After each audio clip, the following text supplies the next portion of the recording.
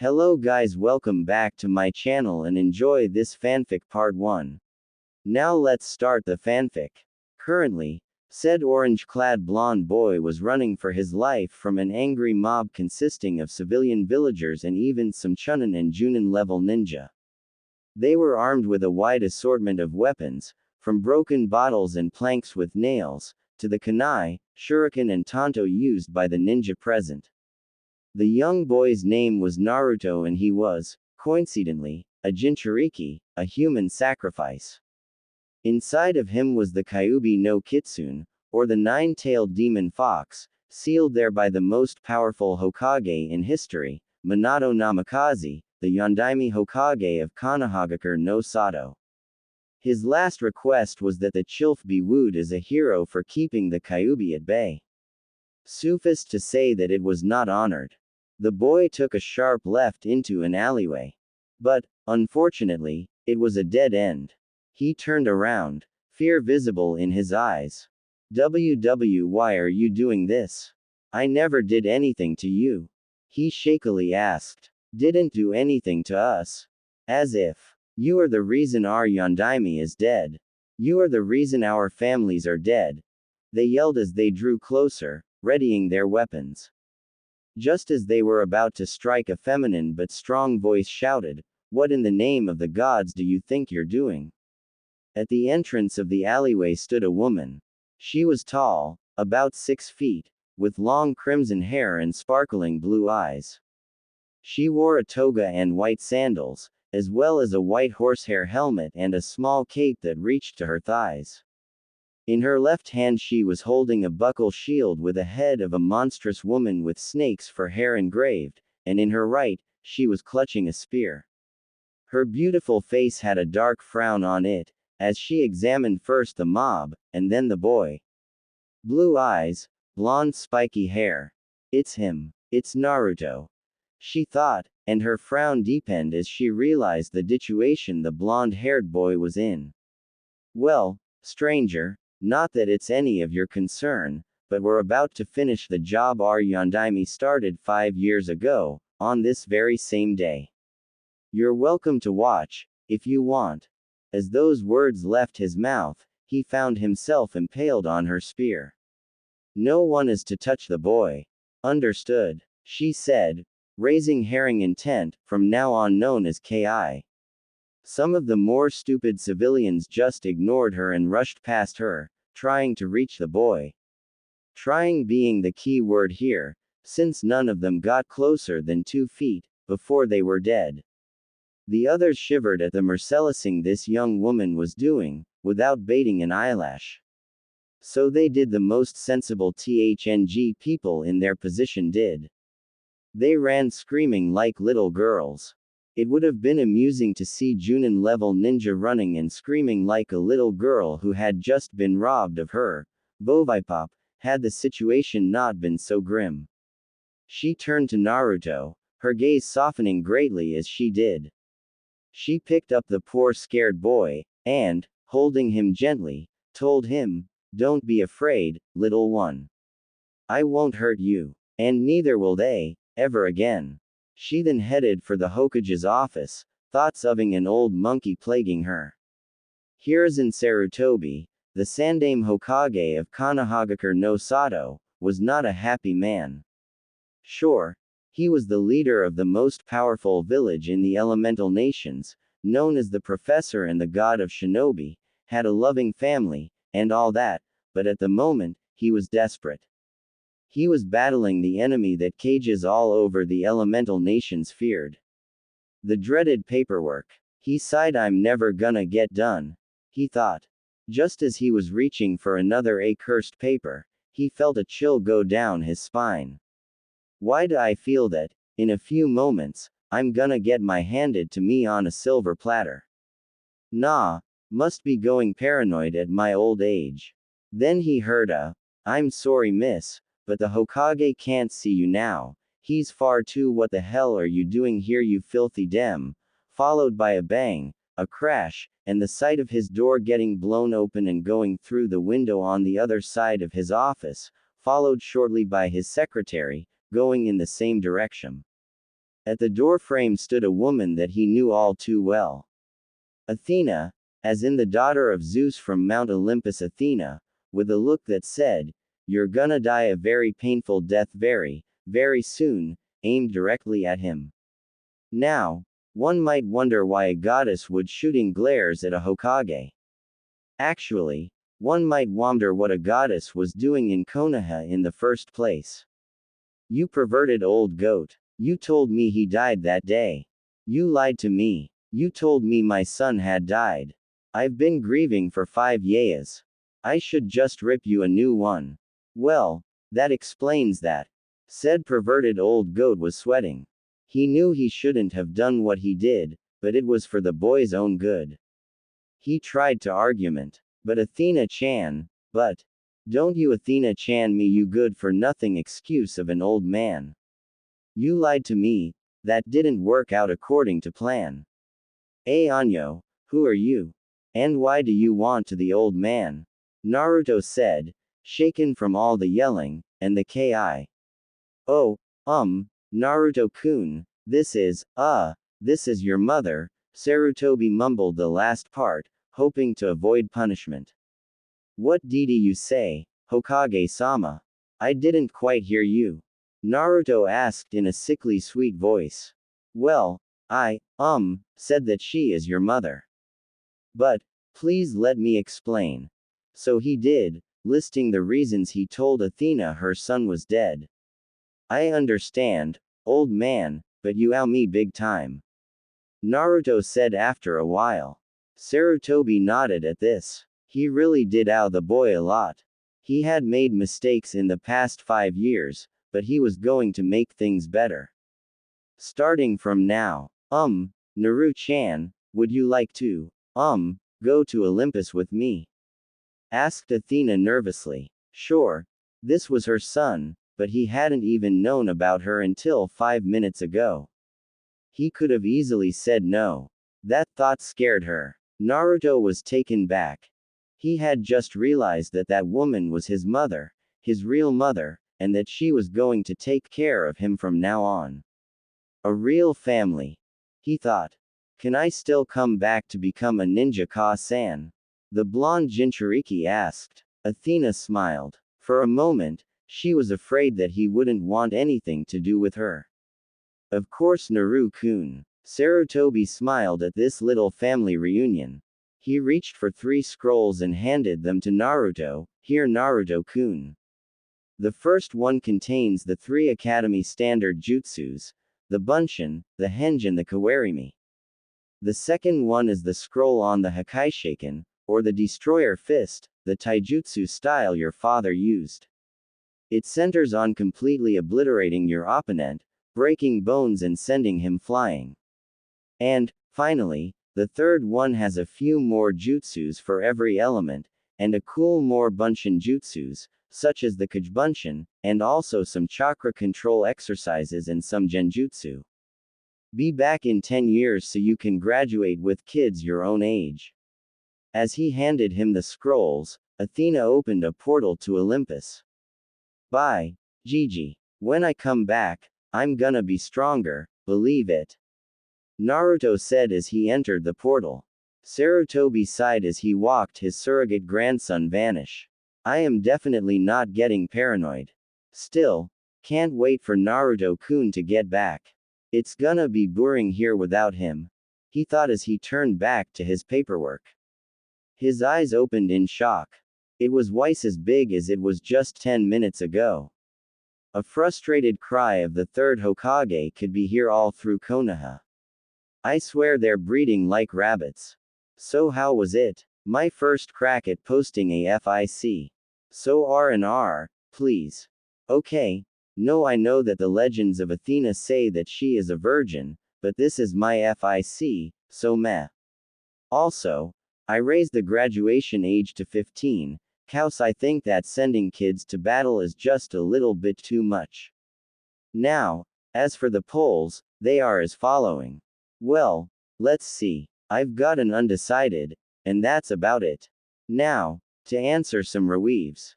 Shadon. I know the Shiki Fujin does that, but we're talking about gods here. If they can pull Q out of Naruto's gut without him off, they can bring the Yondaime back to life, or at least, bring him to Mount Olympus so he can be with his wife. I doubt I'll be bringing him back to Konoha, if he's coming back at all, that is. Ragnarok Kyuubi. I agree that he deserves some lovin', but I'm not sure if I can pull of that Larga harem. I'll be maxing it out at number 6. So, that's half of the girls offered. This is just the introduction chapter to Olympus and Naruto's grandpa, and the rest of the gang. Next chapter will be up in a week, with a time skip to the day that our blonde idiotic hero returns. Now, let's get on with the show. He stood at awe at what he saw. They were on the top of a large mountain, with clouds preventing his gaze from reaching the base of it. All around him, there were temple-like structures, which he guessed were the homes of the other gods. Athena started walking to the largest temple. Seeing that Naruto was not moving, she turned around and smiled at his awestruck expression. It's pretty amazing here, but after a while, you don't even notice. Now, come, son, we're going to meet your grandfather. Naruto's eyes widened, and he quickly followed his mother. He wasn't gonna let the opportunity of meeting his family, when he was without them his whole life, pass him by. They were walking for half an hour, but to Naruto, it seemed like only seconds have passed. His head was moving from left to right, taking in all the sights, so fast, that you could have sworn he'd had 2 of them.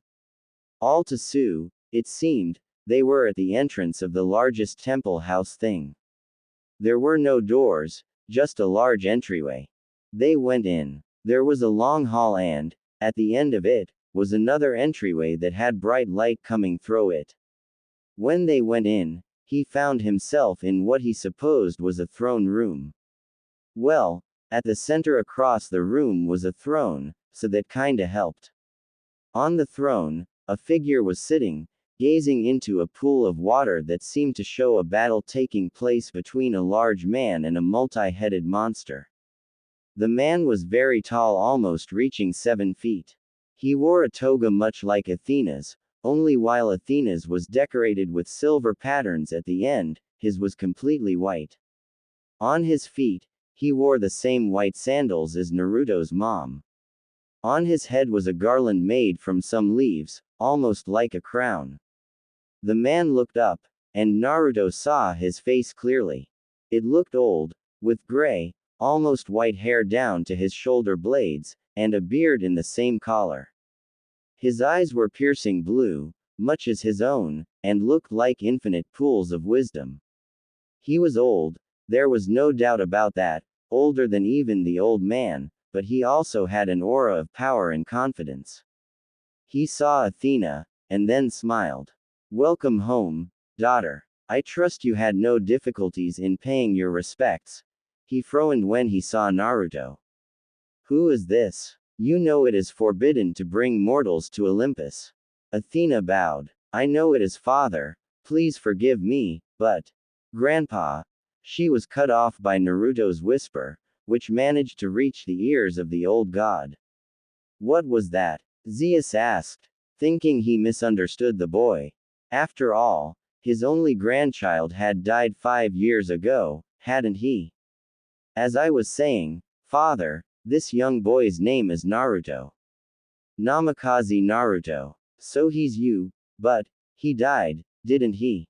Well, as it turned out. Wait, what do you mean Namikaze?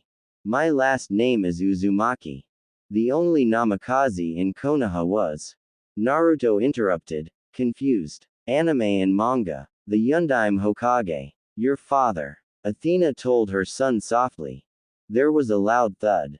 She looked at Naruto to find him face first on the floor. Apparently he didn't know who his dad was. Zeus started laughing. He didn't know, did he? While we wait for him to get back up, tell me what happened. So, Athena started telling the story. At the end of it, Zeus was angry. No, scratch that, he was downright pissed. Pissed at Konoha, and especially pissed at that old goat of a Hokage. It's kinda weird, isn't it? Zeus calling someone old. He's what? 3,000-ish. How dare that backwater little village treat my grandson like that? And the Sandame. When I get my hands on him, I'll shove a lightning bolt so far up his rant was interrupted as Naruto stirred. The blond boy opened his eyes, greeting him with the smiling face of his grandfather. So it wasn't a dream, was it? Zeus laughed. Nope. Now, grandson, tell me, why do you want to go back to that village, if they treated you so badly? He asked. Naruto was thinking about it. Why did he want to become a ninja? At first, it was so that he could be respected. But now, he had a family. I want to see what my dad saw in that village to give his life away to save it. And, if I find precious people there, I want to protect them. Zeus had a kind smile on his face. This was a boy that had gone through so much pain, but he still had a golden heart. A noble dream. So, pick a room and get some sleep. Tomorrow the training begins. He chuckled at the fear in his eyes. Athena smiled as she saw the grandfather and grandson bonding. They have no idea how alike they are. She sighed as she felt a migraine coming for all the future prank those two would pull. Watch out, Konoha. In only 10 years, you won't know what hit you. It was a peaceful day in Konoha. The Sandame was sitting at his desk, battling his age-old enemy, when he sighed. It's been 10 years since Naruto left. I wonder what he's doing, and when he'll be back. He sighed again, and turned to his paperwork. Then, a snow-white owl gracefully flew through the open window. And then another, and another, and another, and about 20 more. They were all flying around the office, forming a circle in front of the old man's desk. They drew in closer, and suddenly disappeared. In their place was a tall man, around 6 feet tall. He had silvery white hair which hung around his head, with bangs almost covering the right eye. He wore a dark royal purple open leather trench coat. Underneath it, a black leather zip-up shirt with 3 golden buckles. He had a pair of black cargo pants with a skull belt buckle, and steel-toed boots. On his hands, there were gloves that were missing the thumb and index finger. On his back, a large double-bladed sword, with a seemingly one-handed grip fashioned like a bone, with a demonic-looking skull at the hilt. His eyes were blazing purple, the same shade as his clothes, and he had what appeared to be the star of a bear on his face. The Hokage slipped into the Surukan stance, ready to attack, when he heard 3 words that almost gave him a heart attack. Hey, old man, the strange man said, with a confident smirk. Sarutobi blinked once, twice, 3 times. Then his brain rebooted. Naruto. He managed to mumble out. Is that you? The one and only. Naruto said, still smirking, with a mock bow. What happened to you? It's only been 10 years, and you already look around 25. Well, one part is Beckhouse of a bloodline, mixed in with unreal training, and the other is Kyuubi. Kyuubi. What do you mean? The Yondaime it. Sarutobi asked in false surprise. If he knows about the Kyuubi, does he know about? You can quit bullshitting me, old man, I've known for years now. And I know who my dad is, too. The Sandame cast a remorseful look at the ground. He made some bad mistakes in the past. Naruto, I'm sorry that I had to keep secrets from you, but it was for your good. If Iwa found out he was your father, you would be a constant target, do I had to. Enough with the apologies, old man, I don't blame you. You did what you had to do. I just wish you would have told my mom about it. Well, I wanted to tell her, and get her to take you away from here until you could defend yourself, but the damned council overruled me. They didn't want to let their special weapon leave the village. In fact, Danzo had asked me countless of times to hand you over to him, so he could turn you into a mindless weapon. Well, What's done is done, and that doesn't matter now. I have a family now. About the fox, she was released from Mycele by my grandfather, Zeus, and she's currently at Olympus with my mom. They'll both be here for the Shunin exams. Now, don't worry, he said, seeing Sarutobi pale, she's harmless. She was peakful, before some weird guy with an orange swirly mask cast some damn powerful genjutsu on her, causing her to attack the village. She's been freed. She's really nice, once you get to know her. We've actually been to a few dates du far. He ended with a feral grin. Sarutobi chuckled. Only Naruto would date a demoness that almost destroyed a village, though not willingly. What was that about a bloodline? He asked. Old man, what do you know of Dante, the son of Sparta? Naruto asked him. Well, your father told me the legend of Sparta, how he sealed the gate, how Virgil, Dante's twin, was tricked into opening it, and how Dante closed it again. Virgil stayed back to fight Mundus, the king of hell. Years later, a woman had Dante travel with her to an island to fight Mundus. He was there betrayed by the woman, who was a demon made by Mundus to resemble Dante's mother. On that island, he fought with the spirit of his brother, controlled by Mundus. At the end, he was able to beat him and escape with Trish, the demoness. He then told me he had a few more adventures, like one at some place called Fortuna. The tale ended with Dante being stuck in hell, never being seen again. Trish had disappeared, also. Sarutobi explained. Naruto nodded at that, and prepared to drop the Bob M shell. Anime and manga. That's all true. However, before they disappeared, they fell in love, and Trish got pregnant. When Dante got stuck in hell, she was devastated. She came to Konoha when she was in her 6th month. She stayed here until she died, giving childbirth to a son she named Minato Namikaze. So, in short, Dante is my grandfather, on my father's side. The Hokage's eyes widened to the size of dinner plates. Damn. So, you're half god and half devil, huh? Naruto nodded. So what abilities do you get from that bloodline? Well, let's see. Enhanced senses, regeneration to the point that you'd have to chop off my head to me, strength, speed, stamina, and the ability to go devil trigger, which basically transforms me into a devil for a short amount of time. I can't do that yet though. Well, I'll have to tell the council about this. They'll try and force the CRA on you. I will gladly accept the CRA. Naruto said with a shitating grin on his face, while his mind went overboard with ideas. But I will only accept those girls that agree to do this, as well as those I love. Should I tell him about Q-chan? Nah, let's leave it as a surprise. The Sandaime had a grandfatherly smile on his old face.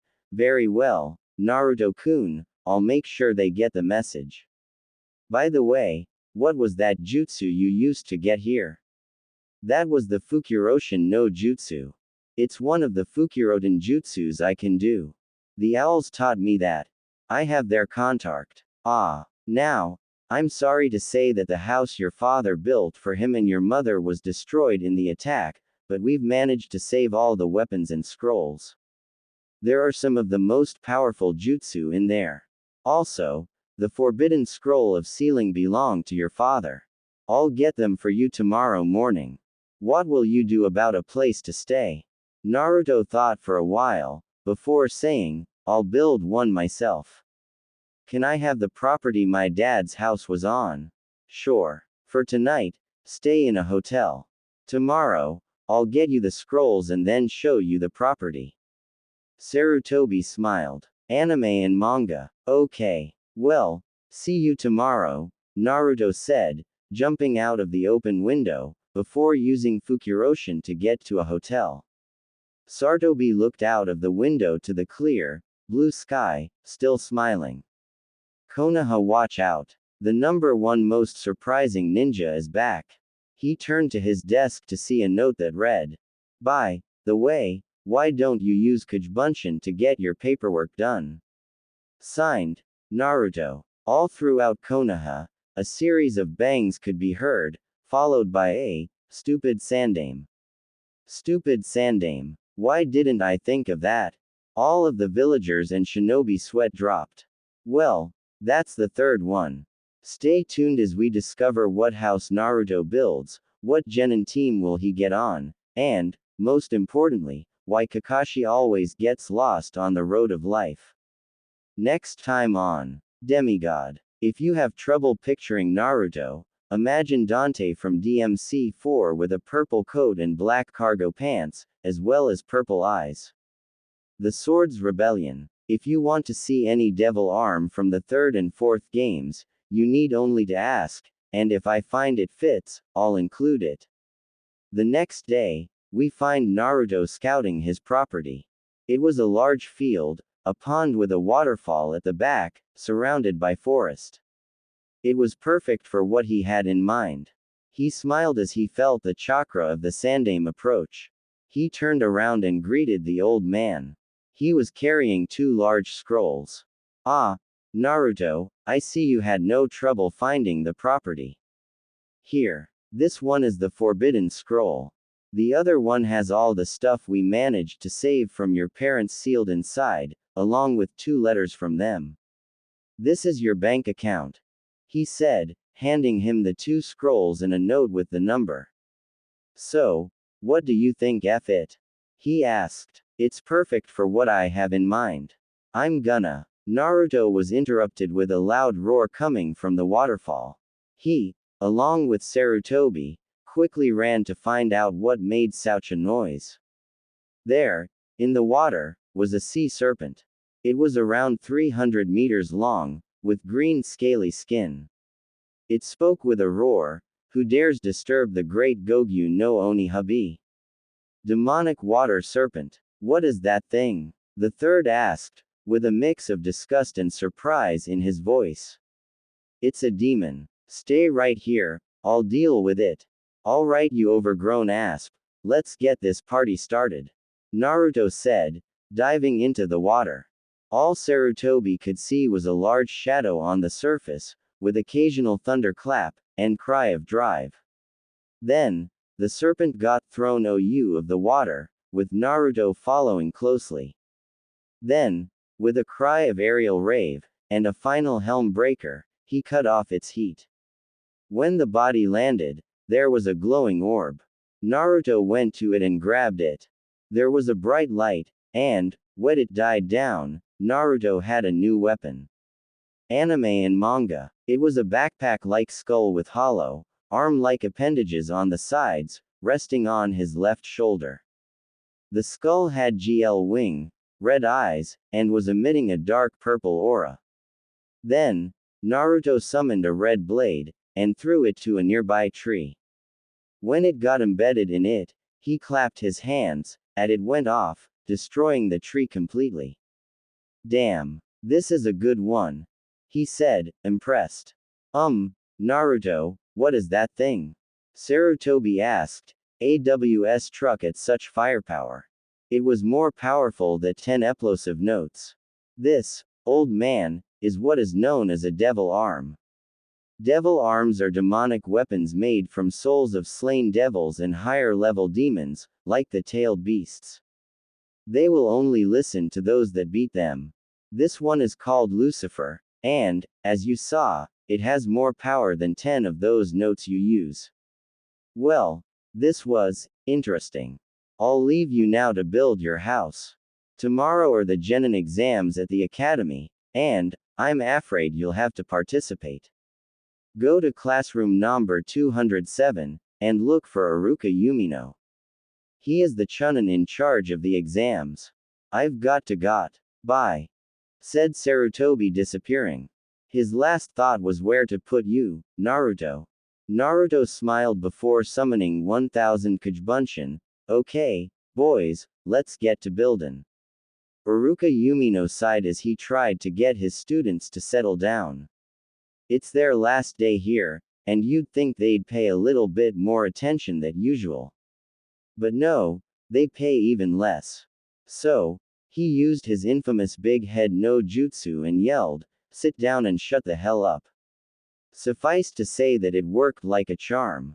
Now, let's see. Aburame Shino. Present. Akamaiki Choji. Munch here munch. Haruno Sakura. Here.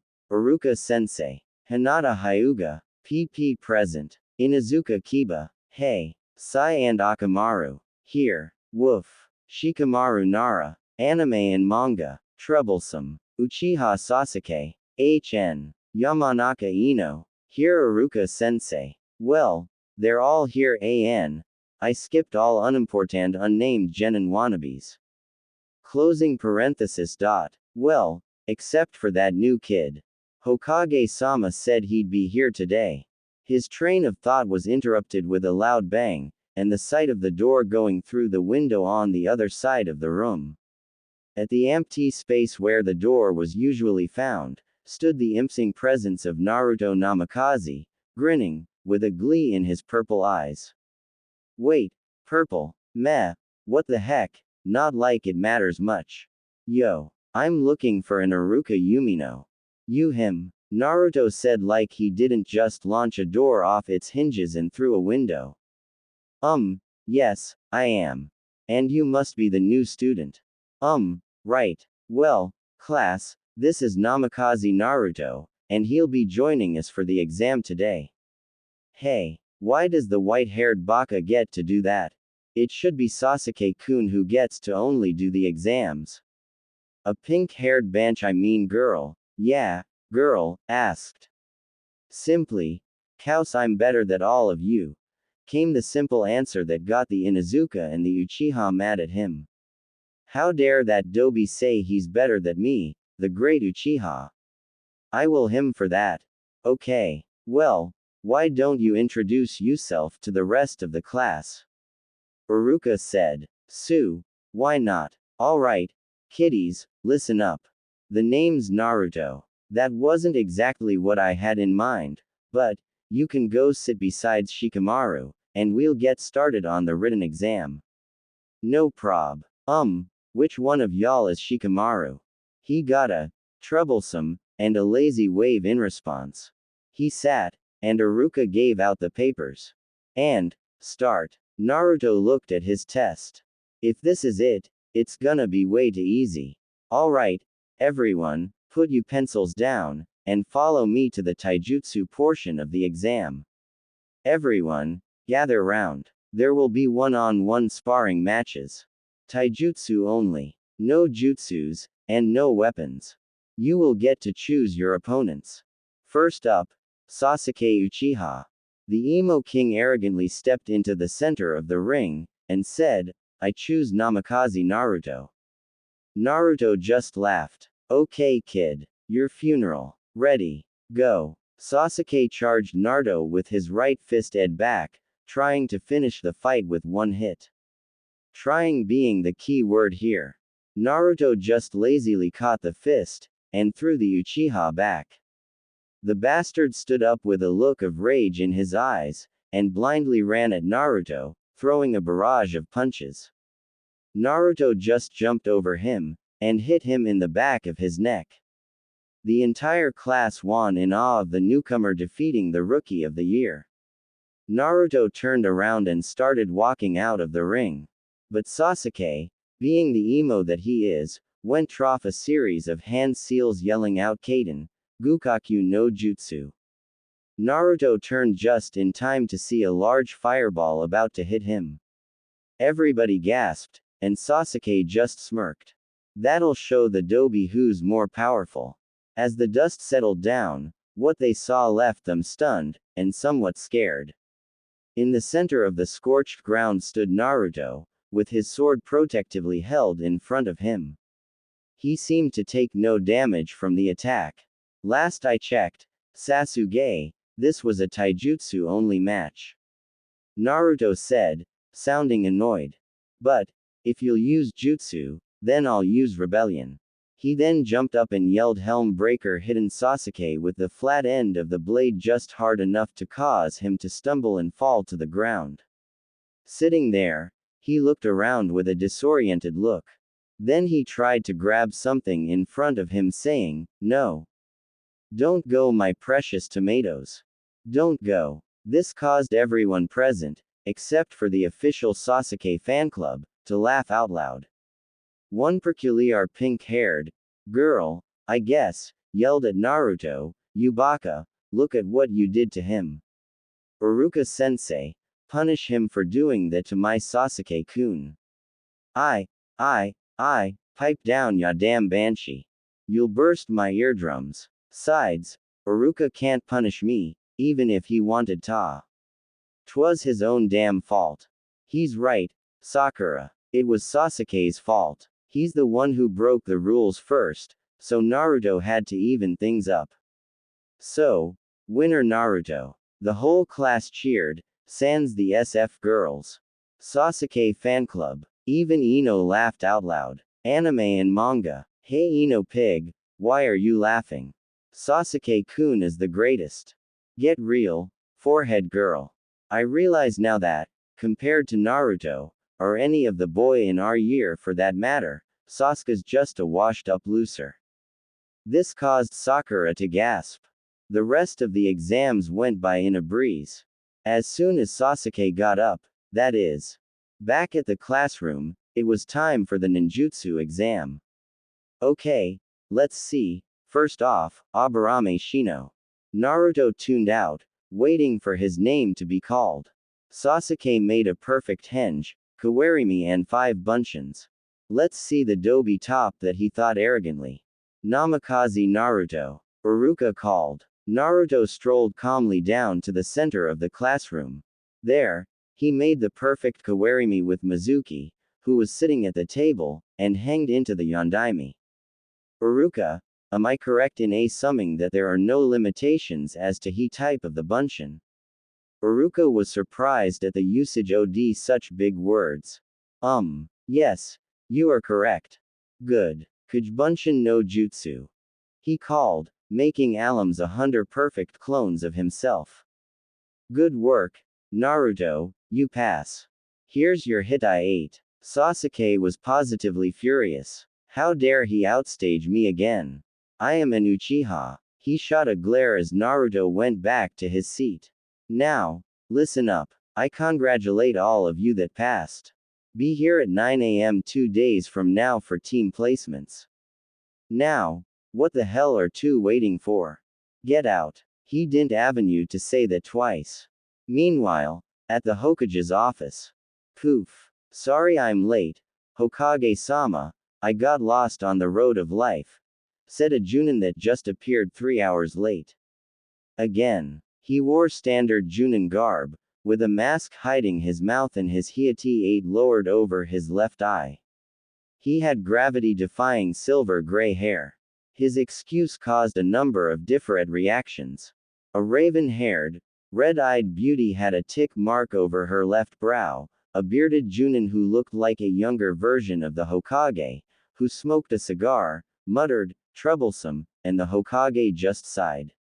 Now that we're all here, who wants who? I want this generation's Ino Shika Cho trio, said the bearded Junin, named Sarutobi Asuma.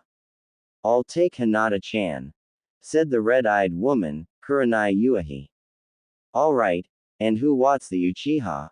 Silence. No one. Fine. Dismissed. I'll make the teams myself. 2 days later, Naruto entered the classroom.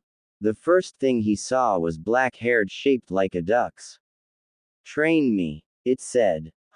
On closer inspection, he deduced he was talking to the Uchiha. Oh, it's on you. I thought a duck started talking to me all of a sudden. What do you want, you damned brat? Anime and manga. Train me, Sasuke said arrogantly. And why would I wanna do that? I am an Uchiha, I demand you train me. And you will give me that sword. Let's see, how about? No. Baka. Do as Sasuke-kun tells you. He is an Uchiha. You will show him respect. Again with the pink-haired banshee. Naruto thought. Shut it. Respect is earned, not gained. Sides, the prick wouldn't even survive the training. Dobi, I demand you train me. No. And that's final. So you can go and bitch to the council for all I care. They have no power over me.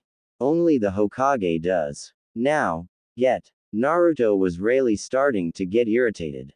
Sadly, for the Uchiha that is, the emo just didn't know when to quit. You will try, well, maybe being thrown through a wall will give him a hint. What's going on here? Uruka asked, getting in. Uruka-sensei, this baka just attacked Sasuke-kun for no reason, and threw him through a wall. Naruto, Uruka asked, already knowing that it, more that likely wasn't true. Nope, Uruka. The emo fag demanded me to train him, and I said no. So he demanded again, and again I said no. So, not getting the hint, say demanded again. I just helped him realize that I won't train him no matter how many times he demands it. Unfortunately, that ended up with me running him trough a wall. Okay, then. Now, sit down everyone.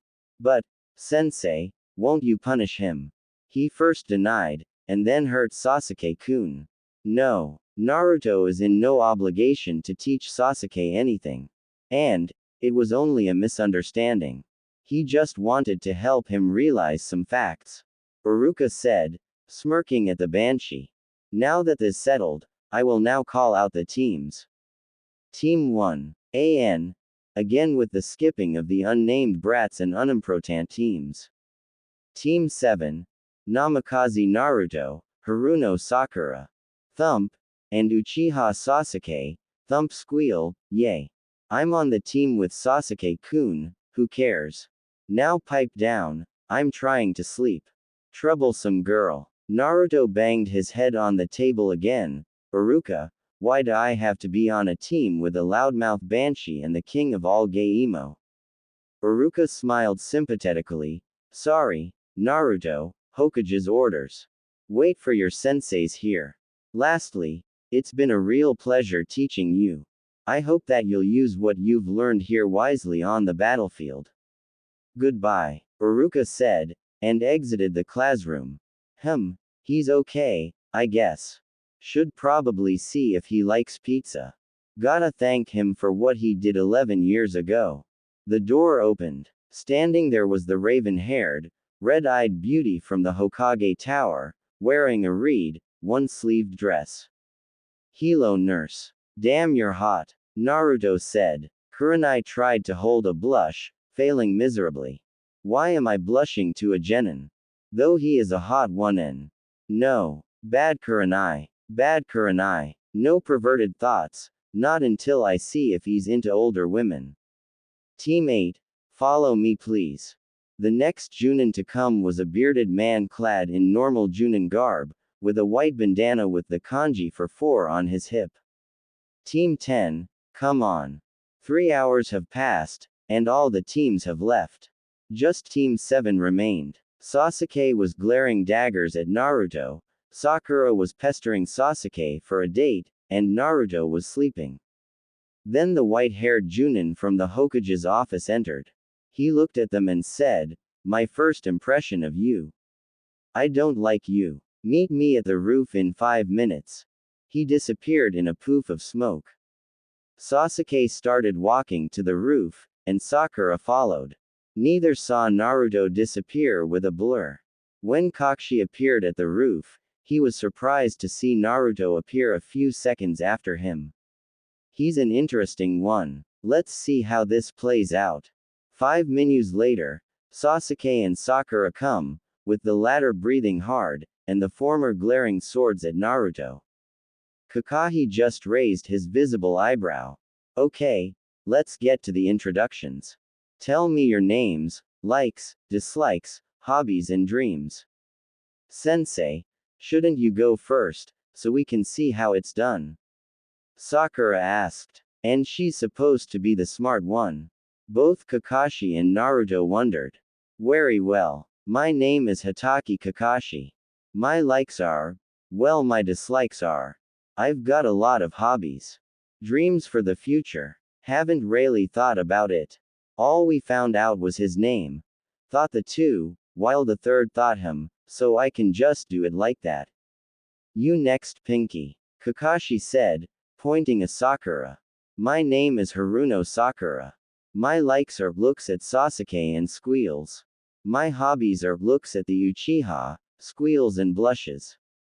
My dreas for the future are, need I say it? Kakashi sweat dropped. Great. A fangirl. Kami-sama must hate me. And dislikes. Naruto Baka. Okay. You next, your eminence. My name is Sasuke Uchiha. I have many dislikes and no likes.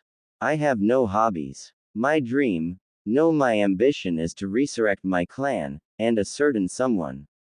Sasuke said and went back to brooding. He seems to like doing that, doesn't he? An emo Avenger. Now I'm sure Kami-sama hates me. Please, please let the last one be normal. You next, Whitey. Well, Cyclops, name's Naruto. Namikaze Naruto. And, likes, dislikes, hobbies. That's about it. Naruto Baka, finish your introduction. Sakura screeched. Hey, if he can do it, that's so can I. And, please, be quiet. My ears hurt. Thank you, Kami-sama. I'm really gonna like this kid. Wait, did he say his name was Namikaze? As in, Sensei's son. Me and the Hokage will have a long talk later. Okay, now that we got to know one another. Be at Training Ground 7 at 7 a.m. tomorrow for your real genin test. Oh, and if I were you, I wouldn't eat lunch, unless, of course, you enjoy barfing. He said, poofing away before they could ask any questions. Could be worse, I guess. I could be stuck with a sexy, yet crazy sensei with a blood fetish. Over at the local dango shop, Mitarashi Anko sneezed and dropped all of her dango on the floor. I've decided to add 2 girls of your choice and 4 of mine. I'll try and make a good story with a harem, but it is my first one, so be gentle.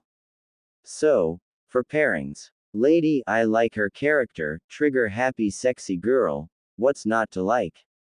OC Goddess will appear at Chunin exams, 3rd exam, you can pick which one. Femme Kyuubi will appear at Chunin exams, 3rd exam, pick a name, open to suggestions. Kurenai, seems that everyone likes her. Metsuki, this one actually came as a surprise, she started out at the bottom of the list. Femme Haku, I love this pairing, only when Haku's a girl, though. In this chapter, the real genin exam starts. It will be a big fight, my second one, so tell me if I did okay or not. That is, second if you can count the trashing the Uchiha got last chapter, and will present the only devil arm, except rebellion, that Naruto brought to Konoha. Also, you might have noticed that Naruto doesn't use the suffixes that go at the end of the names. The reason is because he has been living and studying with Greek gods and goddesses for 10 years, so he abandoned them. Now, let's get this show on the road. Naruto casually walked in the designated training ground 5 minutes to 9, where he found his 2 teammates, for the lack of a better term. Though extremely annoying people would suit them better. He thought. Sasuke was sitting under a tree, brooding, while Sakura was pestering him for a date, with the aforementioned tomato-addicted boy ignoring said pink-haired girl. Yo, guys. Sup? Naruto said, lazily waving to them as he approached. Naruto Baka, you're late. Sakura screeched. Pipe down ya damn banshee, you'll burst my eardrums. Sides, Scarecrow ain't even here yet. So, way I see it, you're all early.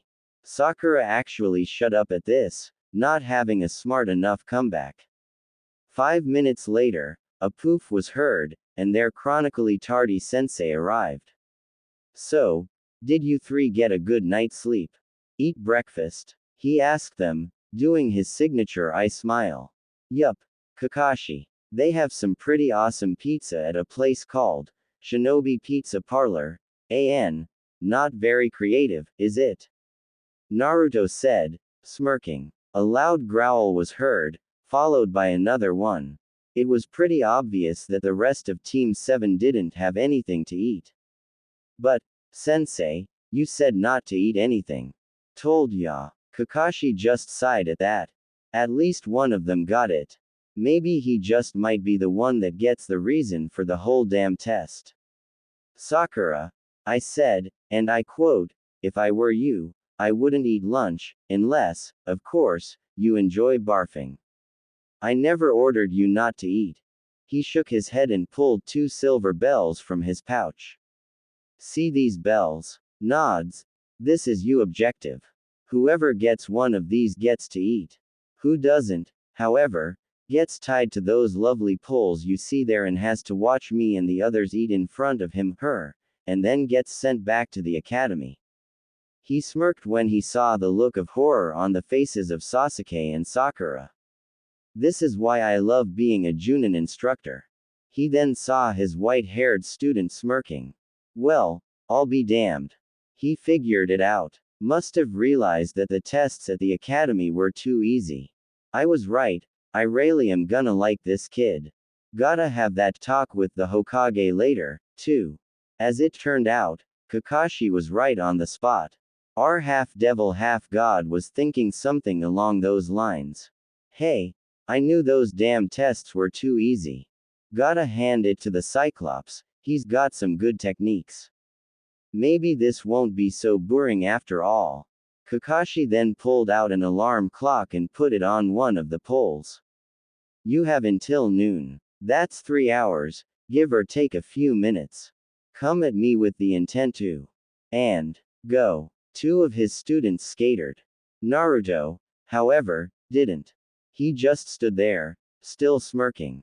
You know, compared with the other 2, you're kinda off. Kakashi said, sweat dropping. Nah, just wanted to say I figured out your little test. I'm gonna go now and get the dead meat you call genin, and try and get them to help me. If not, then I guess it's one-on-one. CYA. Naruto vanished. No poof, no swirl of leaves, just vanished. Sasuke's in the bushes behind me, while Sakura's in the large tree on my left. And Naruto's, nowhere. Damn, he is good. Wherever he's been these 10 years, they thought him well. Oh, well, might as well get some reading done before I have to fight Naruto one-on-one. There's a very slim chance that the other 2'd be willing to cooperate.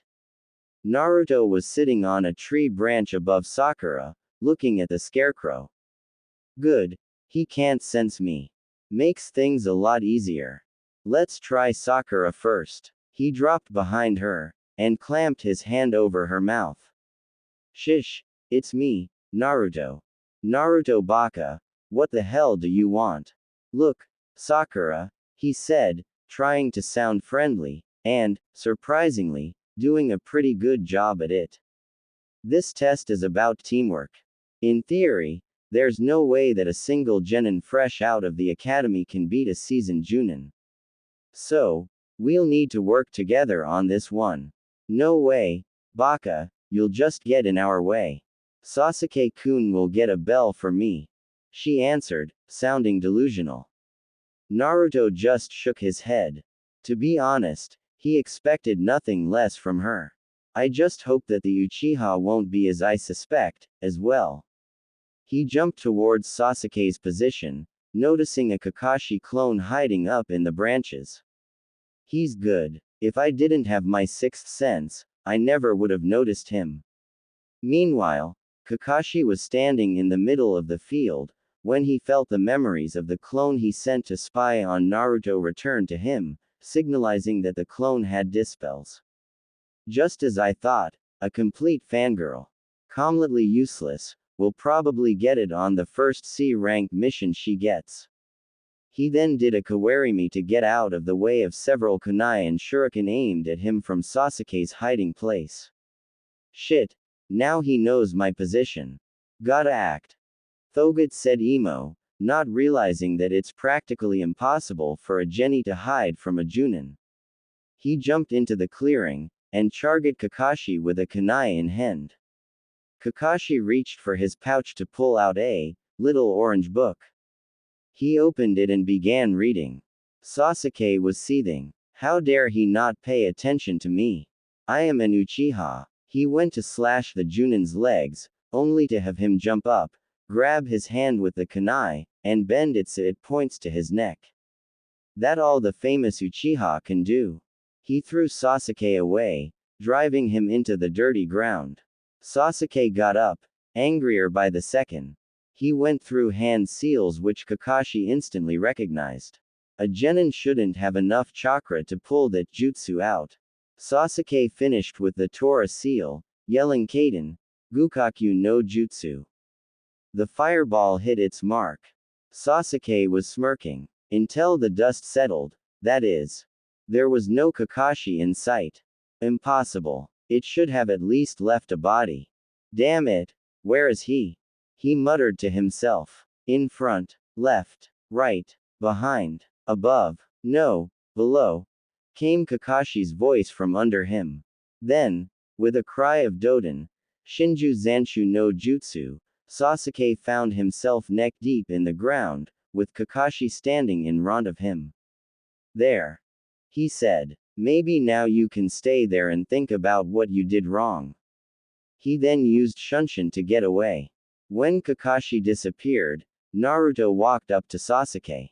My, you seem to have gotten yourself in a pickle there.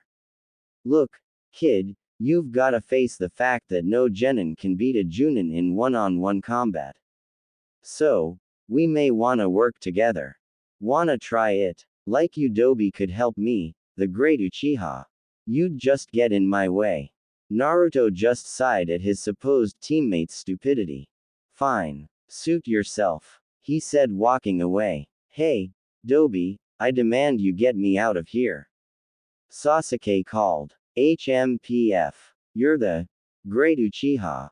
You can figure it out on your own. See ya, Naruto said, disappearing. Kakashi was catching up on his literature when he suddenly jumped to his left. Good thing, too, Beckhouse an arrow made of ice went through the place he was standing just a moment ago. When he looked up, he saw Naruto with a strange bow in his hands. It was a long, curved bow, made from what appeared to be bone, with ivory coatings on the front side. It had a white string. The funny thing was that there were no arrows visible, nor did Naruto carry a quill. He raised his eyebrow. So, you like, it's called Kana. And, before you ask, it's a devil arm. And those are weapons made from the souls of defeated demons. This one has the ability to manipulate ice to the extent of making arrows. Not much more, though, he said. Then, Kana vanished in bright pale blue light. In its place, Naruto drew two cylindrical objects, one black and one white, from his back. Those are guns, thought Kakashi. Where in the name of Kami did he get those? Let me introduce you to my guns. Ebony lifts the black one, and Ivory lifts the white one. And they can do this. Dance, Scarecrow, dance. Series of loud thunderclaps were heard, and Kakashi had to dance in order to evade the bullets aimed at his feet. Wow, never would have guessed he's this good a dancer. He holstered Ebony and Ivory, and drew Rebellion. This is Rebellion. It's the sword my grandfather used. A keepsake, if you will. He prepared to charge at Kakashi, but was interrupted with a loud ring, announcing the end of the exam. Each of the genin hopefuls were standing in front of a pole. Alright, listen up. As some of you have guessed correctly, he looks at Naruto. This was a team exercise. I will list the mistakes you guys made, so listen closely. Sasuke. At this, the brooding Avenger gave Kakashi a glare. Your unwillingness to work with a team, coupled with your arrogance, will get you ED one day. Shinobi best operate in teams. Also, you were too arrogant to accept the help of someone who is clearly your superior in both skill and experience. The Uchiha just gave Kakashi a HN followed by another glare. Sakura. Said girl looked up nervously at her sensei. Your fangirlish ways will get you ED on the first serious mission you have. You not only ignored, but also berated and insulted a comrade when he only offered help. Remember this, those who abandon the rules are trash, but those who abandon their friend are even lower than trash. Now, you too will. Hey, sensei, what about Naruto Baka? Won't you criticize him? Sakura asked. Or, more precisely yelled. No, he did everything right from early morning. Sei saw that I was 2 to 3 hours late, so he came at 9 instead of 7. He saw that I never ordered not to eat, so he eat. He saw that this was a team exercise, so he tried to get you two to help him. He is the only one here who should be made genin. But, since he did what was needed, I will give you all another chance. You two will still be tied up to the poles, though. So, he and Naruto ate while Sasuke and Sakura were tied up. Here, Naruto, Kakashi said, take these, too. I gotta go talk to the Hokage. And, remember, do not feed them. He pointed at the two salamis before shunshining away. The Hokage was having a nice day. But, in his experience, those days never lasted long. And, as if on Kakashi appeared in front of his desk. Hello, Kakashi-kun, what can I? He stopped when he saw the serious expression. Whatever made Kakashi this serious, either demanded his immediate attention, or he was in for a world of hurt. Hello, Hokage-sama. You'll never believe what happened to me today. I've met my new genin team, and I have one interesting student. It seems his name is Naruto. Namikaze Naruto. Apparently, it was the other one. So, my question is, why the hell did you not tell me that my sensei's son is alive? And where has he been all these years? Kakashi yelled, with a dark tone to his voice. Sai Kakashi, I am neither proud nor glad of what I did, but I had to do it. What do you think Iwa would have done if they heard that Minato's student is looking after a blonde baby? That color of hair is not exactly common among shinobi. That still don't explain it. I could have protected him, against all the assassins of Iwa, and probably some of the other hidden villages. No, though it pained me, I had to do it. As Kakashi was calming down, he realized the wisdom behind such a decision. That didn't mean he had to like it, though. And where was he these 10 years? He asked the Hokage. He was with his mother and her family, training. Athena, didn't she go home after you told her Naruto died? She did, but she came at the 5-year anniversary of Minato's death, and found Naruto beaten by a mob. She took him to her home, and trained him in the shinobi arts. And why does he now look like that? Are you aware of Minato's family? Yeah, the demon hunter Dante, but what? He trailed off, remembering why Naruto had looked familiar. He's got the blood of a devil and of a god. What a combo. Now, what about your team? How did they do? Pathetic. Well, Naruto did excellent, but the other two were pathetic. I never asked for the Uchiha. Why did I get him? Council's orders. Something to do with that eye of yours, I believe. But now what will you do? Kakashi had to think about that for a while. Then, suddenly it hit him, I'll take Naruto on as my apprentice. The council won't be able to bitch seeing as how his dad saved my neck a few times, so we can pull the old, Kai no Seigen. Blood oath, huh, that hasn't been done in quite some time, 100 years, I think, but was actually never removed from Konoha laws. Alright, approved. Send the other two back to the academy for another year or so. Maybe that'll wizen them up. Kakashi bowed. Thank you, Hokage-sama, before disappearing. Naruto ate from his bento, when he heard a loud growl coming from the tied-up duo. He sighed and made a 2 bunshin. He gave them a bento each, and sent them to feed his teammates. Baka, what are you doing? You heard Kakashi-sensei, you're not allowed to feed us. Well, yeah, but, he's not here now, is he? Just shut the hell up and eat. You're even a pain to save. Sakura promptly shut up and ate the food offered. They were about to finish, when Kakashi appeared. You three, he said, with black clouds forming above him, scaring the two genin. Fail. Well, more precisely, you two fail. Naruto, I'm taking you on as my apprentice. He said, forming an unnoticeable smirk. Naruto also smirked, but before he got to answer, he was interrupted by the emo brat. Why does the Dobi get a private sensei and not me, the last Uchiha? I demand you train me. Now, Kakashi got mad. Not only was he demanding stuff from him, and he hated that, but he was also insulting his sensei's son. I know he didn't get mad before, but first, he thought that the Uchiha didn't mean it, and, second, he didn't know Naruto's Minato's son. I will not train you. You useless stuck-up brat are not worthy of my time.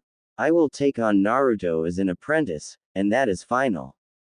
Is that understood? He asked, ki seeping from him, and aimed at the two ex-genin. They both just nodded, and ran away. Where'd that come from? Naruto casually asked. Well, you see, I kinda knew your dad, and owed him a lot, so I decided to make it up to him by taking you as an apprentice.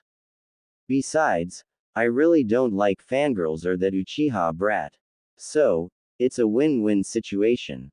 You were my dad's student, right? Mom told me about you. Kakashi nodded. I think it's tame to have a real introduction. I'll go first. My name is Hatake Kakashi, student of Minato Namikaze. I like Ika Ika. I hate people who hate Ika Ika. My hobby is collecting all of the Ika Ika books. My dream for the future is to star in a Ika Ika movie, and to meet the author, the great Jiraiya-sama, one of the Densetsu no Sanin. My best abilities are my various jutsus and my left Sharingan eye, he said. My turn, I guess. My name is Namikaze Naruto, son of Namikaze Minato and Athena of Mount Olympus. My likes are pizza, music, pizza, guns, pizza, swords, pizza and sexy girls, he said smirking. We're gonna get along just fine. Kakashi thought. My dislikes are arrogant bastards, olives and fangirls. My hobby are playing some instruments, training and flirting with sexy women. My dream for the future is to see what my dad saw in this village so that he sacrificed his life for it, and, if I see the same thing, to protect it with my life. And, to get some sexy girls along the way. My best abilities would be kenjutsu and my guns, along with my bloodline. Though, I haven't unlocked the final stage yet. Kakashi smiled his eye smile. Yep. Just as I thought. We're gonna get along just fine. Meet me at the Hokage Tower tomorrow at 7 a.m. to get our first mission. CYA. He said, poofing away. Naruto smirked. He seems to like doing that almost as much as the Uchiha likes brooding. Mom was right. Kakashi is gonna be fun. Can't wait for a real mission. So, the real Genin exams have ended, and Naruto found himself with no bitchy teammates. 3 months have passed relatively quiet. I'm gonna the damned cat. Come here, kitty, kitty, kitty. Bang bang bang. Stop running, kitty. I'm not gonna hurt you. Much. Unless, of course, you count that. During the 3 months, they walked the Inuzuka dogs, did gardening, painting, shopping, babysitting, and catching Tora, or, in Naruto's opinion, the hell spawn.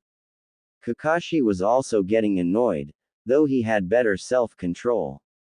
Now, Naruto, wait a minute. You can't it with a gun. It's no fun that way. Or maybe not. When they arrived at the Hokage's office with a shaking Tora, they were greeted by the daimyo's wife. Oh, sweetie, you're back to mama. she said, squeezing the life out of the cat. So, that's why it always runs away. Nice work, Team Kakashi. Your next mission can be walking the Inuzuka dogs, painting a fence, babysitting the elder's grandson. Tora, catching the daimyo's wife's cat. Listen here, old man, and listen good. I'm sick and tired of these constant chores you disguise as missions. For 3 months now we've done nothing but doing stuff that the villagers are too lazy to do themselves. And if I have to catch the damned cat one more time, I'll put a bullet through its. Naruto said, with Kakashi agreeing, but remaining silent. Now, give us a damned C rank. You know, I may have just the thing. A week ago, Team 7 was sent to Nami no Kuni to guard a bridge builder by the name of Tazuna. But, as it turned out, the mission was actually B rank, due to the sudden appearance of the demon brothers. You are, with another team, to go and help them. Hokage-sama, weren't we supposed to be Team 7? Kakashi asked, finally speaking up. You were. The current Team 7 is composed of Sai, Haruno Sakura and Uchiha Sasuke. The civilian council couldn't have their precious Uchiha, not graduate. I hate those people. I still remember the last time they called me to a meeting, said Naruto. On the other one, I got no votes. Decided against putting one in, though. The genin were sitting on the ground in front of their Junin senseis. They were going to do some training. Alright, listen up. What we're gonna do now is climb trees. Hayate started. But sensei, we can already climb trees, said Kiba, earning a bark of agreement from Akamaru. Yes, Kiba, but the point is to not use your hands. Kurenai explained to her student. They were all skeptic. Well, all except Naruto, who had already done it. Kakashi was surprised at that. He had Naruto do the exercise on their first training session. Then, he remembered that he couldn't compare Naruto to these kids. He was very likely above Junin level in experience, power and control. Well, seeing as how we already did this, Naruto, we'll work on something else. Come on, let's go. He said, and Naruto stood up to follow him. Kurenai and Hayate, as well as their genin teams were curious just what the two were training in. So, they did the only thing people in their position do. They followed them. They found Kakashi and Naruto in a clearing not too far away. Okay, Naruto, since you got the Kaden, Ryuka no Jutsu, and the Suiryuden no Jutsu, I think you've earned the right to learn my only original jutsu. Watch closely. He gripped his right hand with his left just below the wrist. In it, he gathered such a large concentration of chakra that it was visible. A noise that sounded like 1,000 birds was heard. Kurenai and Hayate went wide-eyed at that. They knew of the jutsu, and just how powerful it was. Kakashi charged at a tree yelling, "Reikiri," as he went. He struck the tree, and cut it in half, like you would with a sword. This is Reikiri, the only original jutsu I have. It has a weaker version, called Chidori, but we'll start off at this one. Now, this is what you have to do. He whispered instructions to his ear. Hayate and Kurenai were disappointed. They really wanted to find out just how Kakashi was able to cut a bolt of lightning with it. Naruto then did exactly as Kakashi did, and successfully pulled of a Reikiri on the first try. Kakashi didn't even appear fazed by this, but Kurenai and Hayate were speechless. You know, it's impolite to spy others, a voice said behind them. Hayate turned around, and saw Kakashi. He and Kurenai sighed and, along with their genin teams, stepped out of the forest. Kakashi, what are you doing teaching a genin such a jutsu? Kurenai said. Although, I admit, not a normal one. And, one that likes to make me blush. Well, Kurenai, For your information, Naruto is a genin only on paper. Well, how exactly strong is he, then? Asked Hayate, with all the genin thinking the same. Honestly, between Junin and Sanin, with a few more months, cage level. Now, everybody was speechless, with various thoughts going through their minds. There is no way that Dobi is stronger than me, the last Uchiha.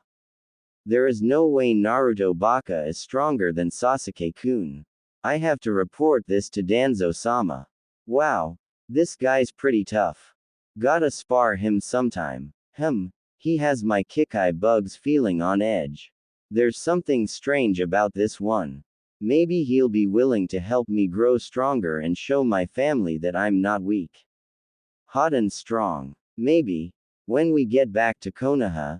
No, bad Kurenai. He's too young for you. Now I really want that duel. Kakashi, however, was smirking at their expressions. Hee. What they don't know is that when Naruto awakens the last part of his bloodline, he'll be above cage level. They were sitting at the table, having dinner, when Inari banged his hands against the table and yelled, "Why? Why do you try so hard? All you'll end up is being. You can't fight against Gato, he's too strong. Naruto HMPFD, whatever, kid, I'm not like you. What do you know? You've never endured hardship. I've never endured hardship. Have you been lied to your entire life? Have you been beaten at your birthdays half to death?" Naruto asked, with an edge in his voice. The kid got up and went to his room, crying. Kakashi, I'll be outside. Gonna go and have a walk. Kakashi nodded. Is it true, Kakashi? Did he have such a terrible life? Kurenai asked, sadness evident in her voice. I'm afraid so. For the first 5 years, at least. It took him almost getting beaten on his 5th birthday to finally meet his family. He trained with them for 10 years. I honestly don't know why he came back. Kakashi said sadly. Kurenai was very sad. It really is surprising that he came back. Maybe he'd like. No, he's too young for me. Or is he? He looks like a 25-year-old. What should I do? Kakashi noticed the turmoil of emotions. I hope you make the right choice, Kurenai. Naruto was just letting off some steam calmly and collectedly. That is, he was using Reikiri to destroy the forest, tree by tree. I don't know why the kid got to me. Still a touchy subject, I guess. After he calmed down, he sat against a tree and went to sleep. A girl was picking some flowers when she saw the white-haired shinobi. He must be the reinforcements. Haku thought. She and Zabuza were only 2 days away from attacking. Right now, Zabuza was in the hideout, in bed, because of the false death state she had to put him in order to get him out of the fight with the Konoha Junin.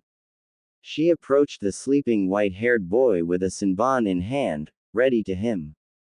But she couldn't. She just stood there, and then opted for waking him up, instead.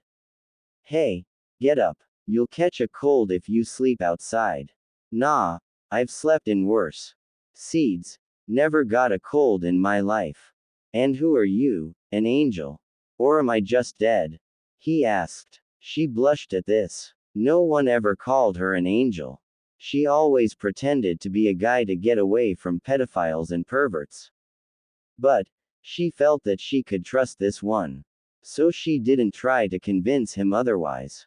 No, I'm not an angel, and you most certainly are not dead. I was just walking by here, picking up herbs for a friend, when I saw you sleeping, and decided to wake you up before you caught a cold, she kindly said. Oh. He answered. Well, thanks for noting me back there. She tensed up. By the way, how is Zabuza? When can I expect an encounter? How did you? Quote. No, I sensed Hyoten Jutsu used at the pond, and you have the same smell. Don't worry, he said, seeing her reach her pouch. I won't you. Actually, I got a proposition. You and I both know that Gato won't pay up when the time comes, so why not just abandon him? I offer you protection and citizenship in Konoha. At this, Haku appeared to be deep in thought. I will tell your message to Zabuza-sama. By the way, what is your name?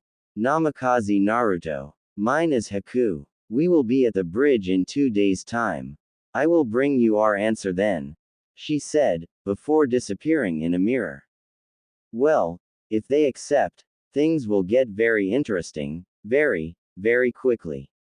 And, she's hot. That's always a plus. 2 days later, we find Naruto sleeping late, when he was awakened by a loud yell for help. He looked out of the window, and saw 2 thugs with a tied-up tsunami, attacking Inari, who charged them. Naruto opened the window, and threw rebellion so that it embedded itself in the ground between the thugs and Inari. The thugs looked around, searching for the one who did this, when they laid eyes on a white-haired kid jump out of the top-floor window, with no injury whatsoever.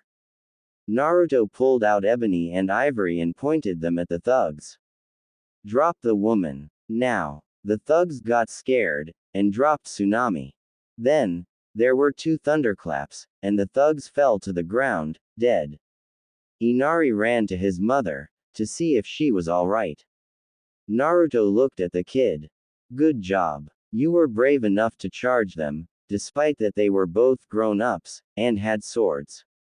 Inari smiled at the praise. Now, I gotta go to the bridge. Stay safe, he said, vanishing. At the bridge, a heavy mist was forming. This caused Kakashi, Kurenai and Hayate to be on their guard, while the genin circled their client protecting him. Then, a deep voice was heard. Well, I wasn't expecting Konoha to send the copycat ninja and the genjutsu mistress. Maybe all 3 of you will pose a challenge. Out of the mist stepped out Zabuza. He was fully healed. He surveyed the genin, and said, one's missing. Is that the one that gave the offer, Haku? Hi, Zabuza-sama, what offer would Naruto give them? Kakashi thought. Well, I see no harm in waiting for him then. It's only polite to give an answer, after all. Well, then you won't have to wait any longer, said Naruto appearing at Zabuza's right. Which made Kurenai and Haku blush. Zabuza, Hayate, Naruto and Kakashi all noticed this, and raised an eyebrow each. What? Naruto asked, before looking down and seeing that he wasn't wearing a shirt, clearly showing his muscled chest and 6-pack abs. Ups. Hee, sorry. I was kinda in a hurry this morning, he said, sheepishly. So, Zabuza, Haku, what have you decided about my offer? He asked. Zabuza was snickering at the female's reactions. We decided to accept. But, are you sure they will welcome us? I'm worried about my daughter's safety. At this, Haku ran up and hugged him, crying, and the hugged her back. He always thought of her as a daughter, but thought it better to hide that fact, lest something bad happen to her. Don't worry, I know the Hokage personally. The old man will pull through. What is it that you offered them, Naruto? Kakashi asked, already having a general idea.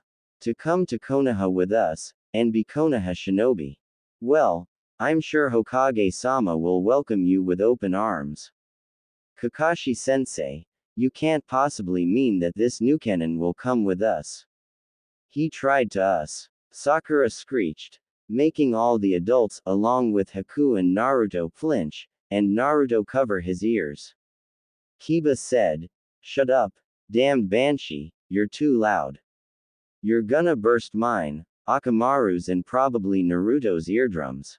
Now, Sakura, said Kakashi, in the shinobi business, you will often find that your greatest enemy may well become your best friend in a matter of hours. He's right, little girl, so shut up. Zabuza said. He had no respect for that team. They had a stuck-up emo, an emotionless statue and an annoying, loud banshee. But this Naruto kid intrigued him. He saw the look on both Haku's and Kurenai's faces when they first saw him shirtless, and thought that things would get interesting. If he don't have a CRA, I'm gonna skewer his. Well, Naruto said, now that that's settled, we should. So, the demon of the mist betrayed me. No big deal, I wasn't planning on paying you, anyway, came a voice from the other side of the bridge. It belonged to a short, fat man with glasses, surrounded by at least 200 mercs. Double the pay for the one who gets me ahead from the older ninja. Especially Zabuza and that ice bitch. The thugs cheered, and charged. All of the shinobi got into formation, with the Junin Haku and Naruto at the front, and the genin guarding Tazuna at the rear. The thugs came, and the shinobi attacked. They were all so concentrated on the fight, that they never saw two thugs approaching Haku from behind, intent on stabbing her and ending her. When she turned around and noticed them, she screamed, forgetting her ninja training. Naruto heard this, and turned around, seeing in horror what was going on. He ran to help her, but he was too far away. Come on, come on, come on, come on. He was desperate to get to Haku, and save her from certain death. A large flash appeared around Naruto, protecting him from view, purple in color. When it died down, everyone gasped. Standing in front of Haku, hands gripping the blades of the mercs, was a 6 feet 6 inches tall humanoid being. He had purple scaly skin, a dragon's tail, and dragon wings. 2 horns on his head and more down his spinal cord, slitted purple eyes and sharp, dragon-like things. Well, actually, it resembled something in between a human and a dragon. In its hand was rebellion. It spoke in a deep, dark voice, that sounded like Naruto, you will pay for what you tried to do. And with one swing of its sword, it cut the thugs in half. Then, it walked to Gato, who was too scared to move. PPP please, have mercy. Sorry, all out of mercy. It impaled him on its sword, ing him. Then, another flash appeared, and Naruto turned back to himself. Naruto, are you okay? Haku said, concerned. She couldn't believe that someone would do that for her. She wondered why. And she also wondered why she, for the past 2 days, had a strange feeling in her stomach when thinking of the white-haired shinobi. Am I falling for him? Naruto SM led, yeah, I'm fine. That was the final stage of my bloodline. Since this is my first time using it, it left a strain on my body. Now, if you'll excuse me, he said, falling unconscious. Both Kurenai and Haku caught him before he fell to the ground. They looked at him, then at each other, before nodding. The message was clear. The 3 of us need to talk. Kakashi, Zabuza and Hayate shared a knowing look. They saw genuine concern from all of them, and a developing crush as well. When Naruto woke up, he was in his room in Tazuna's house. He felt a pressure on his right arm. He looked down, and saw Haku sleeping on him. He smiled gently. He really liked both her and Kurenai, and was sure that, in time, it would develop into actual love. The only thing left was to see if either, or both of them, wanted him. He nudged her gently, waking her up. Oh, Naruto-kun, you're up. Wait right here, and I'll go get Kurenai, she said, racing out of the room. Naruto-kun, huh? A few minutes later, Haku came back, followed closely by Kurenai. They sat on the chairs near his bed. Nice to see you awake, Naruto-kun. Her too, Naruto, we have to talk to you. You see, the both of us have realized that we like you, and that we would like to be your girlfriends. We also came to an agreement to share you. Haku said, blushing. Naruto was surprised at this. He never thought they'd agree to actually share. Well, this was as good a time as any to drop the bomb. 2 things. 1. I am not human. Naruto began, but got cut off by Kurenai. Naruto, we both know of the Kyuubi, and that doesn't change our minds at all. You didn't let me finish. You see, my mother was Athena, the goddess of wisdom, and my father was half-devil. Minato, the grandson of Sparta. The girls weren't expecting this.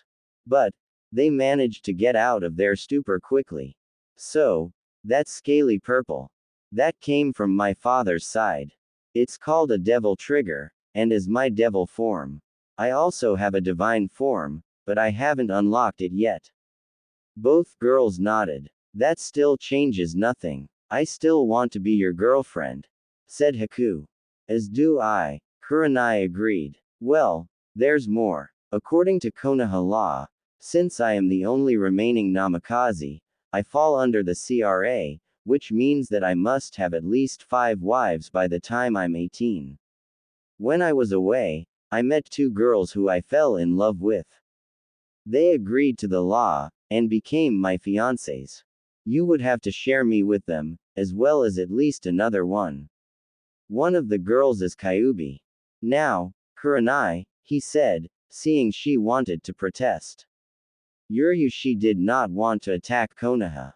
She was forced into a genjutsu by a Sharingan. She went into primal rage, and attacked everything in her path. Unfortunately, Konoha was there. She is very sorry for what she did, and she loves me very deeply. Kurenai nodded. She couldn't hate the Kyuubi, she was tricked. There was silence for a few moments until Haku broke it. Naruto, I only met you a few days ago, but immediately I felt a connection between us. So, if you would have me, I'd love to be your third wife. Haku said, blushing, as well as looking down. She was expecting him to say no. He noticed this, and lifted her chin with his right hand. She looked at him with tears in her eyes threatening to spill. He whipped them away with his thumb and closed in for a kiss. Their lips met for the first time, smashing against each other. She tasted of vanilla. Naruto smiled softly at Haku. Haku, I too felt a connection when we first met. And, I too would like it if you were one of my wives. I love you, Haku. I love you too, Naruto-kun. Kurenai was watching the scene with a smile. She still hadn't spoken her piece, but her mind wasn't changed.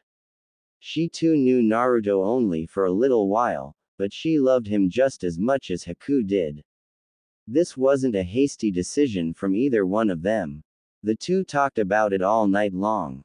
It was Kurenai's turn to speak. Instead, she just kissed him, as passionately and lovingly as he kissed Haku. While Haku tasted of vanilla, Kurenai was a sweet cherry taste. My mind hasn't been changed. I too want to be your wife. I love you, Naru-kun. Naruto smiled widely. Not a smirk, but a genuine smile, that seemed to radiate the whole room. He loved these 2 girls, and he had hoped that they loved him back. They did. Not only that, but they wanted to be his wives, and were willing to share with a demoness. I love you too, Kurenai. Then, the door opened, and in came Kakashi, Zabuza and Hayate. They had smirks on their faces. It was clear that they were watching the scene unfold. Kakashi was the first to speak. Way to go, Naruto. You already got 2 girls. And hot ones, at that. He did his famous eye smile at the blushing trio. Hayate didn't say a word, he just smiled. He was happy for his old genin teammate, and his sensei's son. He knew that she would approve. Zabuza was the last to speak. Now, kid, I got nothing against ya, but being a father I gotta say this. If you hurt Haku in any way, I'll make sure that both your grandfathers, the god and the devil, won't be able to find all the pieces, let alone put you back together. Understood. Naruto gulped. Sure. He was strong, but an enraged parent was a force he wasn't sure even his older uncle Hercules could cope with. He nodded. Zabuza smiled. Well, Now that that's settled, you have my blessing. Haku smiled and hugged him. Now, get some rest, Naruto. We leave to Konoha in 2 days. Kakashi said, exiting along with the other two. Narutovilfin. Dragons are my favorite beasts too, that's why I put the devil trigger as. By the way, unlike Dante's in DMC3, Naruto's is constant. As for his divine transformation, I got an idea. When the three woke up next morning, they came downstairs just in time for breakfast. All the other genin did a double take at them holding hands. Sakura screeched, Naruto Baka, what are you doing with Kurenai-sensei and the girl? You two should realize that Sasuke-kun is far superior to the Baka. This earned her 2 hard smacks on the head. Don't call Naru-kun a Baka, you bitch, said Haku, with Kurenai nodding in agreement. And he's, in many ways, so much better than that bastard. She added her 2 cents. Kiba said, rather loudly, wow, Naruto, you're my new hero. Scoring 2 hot chicks in one night. This earned him a smack from Naruto. Down, dog boy, they're mine. Both Kurenai and Haku blushed at this. The rest of them were fairly normal. Well, if you could call a stoic Aburame, a brooding Uchiha and an emotionless prick from Nei, normal. Hinata was happy for her thought that Kurenai deserved a man like the white-haired genin, who was now chatting with Kakashi, Zabuza and Hayate. 2 days later, they were at the now finished bridge, saying goodbye to Tazuna and his family. Inari ran to Naruto and hugged his leg, crying. Don't worry, kid. This ain't the last you see of me. I'll come and visit someday. Promise, Nei-san. Naruto laughed gently at being called brother. Yeah, I promise. Inari wiped his tears, smiling. Then, I'll wait for you.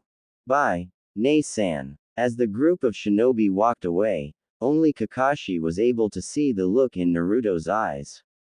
You're finally getting accepted, Naruto, and not by just your family. He smiled at his student. At the bridge, Tazuna asked the crowd. So, what should we call the bridge? How about the Great Naruto Bridge? The Great Naruto Bridge, Yeah, that will work. The trip back to Konoha was pretty much uneventful. When they reached the gates, Azumo and Katetsu, the shunin that always seemed to be stuck at guard duty, stopped them. Name and reason for visit. And why is there a Nukenin with you? Kakashi Hatake, Yuahi Kurenai and Gecko Hayate, returning from a mission. The Nukenin is here to see the Hokage, vouched by the clan head of the Namikaze clan, said Kakashi. Azumo and Katetsu nodded, knowing who the Namikaze clan head was, and fully trusting him. They were 2 of the shinobi that didn't see Naruto as just a demon. When they got in, Sakura asked Hayate. Hayate-sensei, who is the Namikaze clan head? The only on with that name was the Yondaime. Hayate face faulted at this, as did everyone else besides Sasuke, who was too busy brooding to notice. And you're supposed to be the smart one, said Hayate, can't you figure it out? I mean, how many times did you hear Naruto say his last name? Realization suddenly hitting Sakura like a ton of bricks square in her flat chest. There's no way that Naruto Baka is a clan head. Sasuke-kun should be a clan head, not this clanless idiot. This, in turn, earned her another 2 very hard smacks on the back of her head. We told you not to call Naruto-kun a Baka, you flat-chested banshee. He is the only son of the Yondaime Hokage, Minato Namikaze. So, of course he's a clan head. Kurenai said angrily, with Haku behind her, ready to turn the pinkett into a pincushion with her ice Senbon. Meanwhile, Sasuke was listening in on the conversation. Well, he listened to what Hayate said, and ignored the girls. How dare that Dobi be a clan head before me? I will find his power, and take it for myself. He then saw Haku forming the Hyoten Senbon. She is powerful, and has a Kekkei Genkei. She will make a perfect wife. I will get her from the Dobi, along with his power. He thought, with a dark smirk on his face. When they arrived at the Hokage Tower, they were ushered in by the secretary. The Sandaime was sitting at his table, doing paperwork. He didn't even seem to notice his guests. Naruto spoke up. It seems that every time I see you, you're doing paperwork, old man.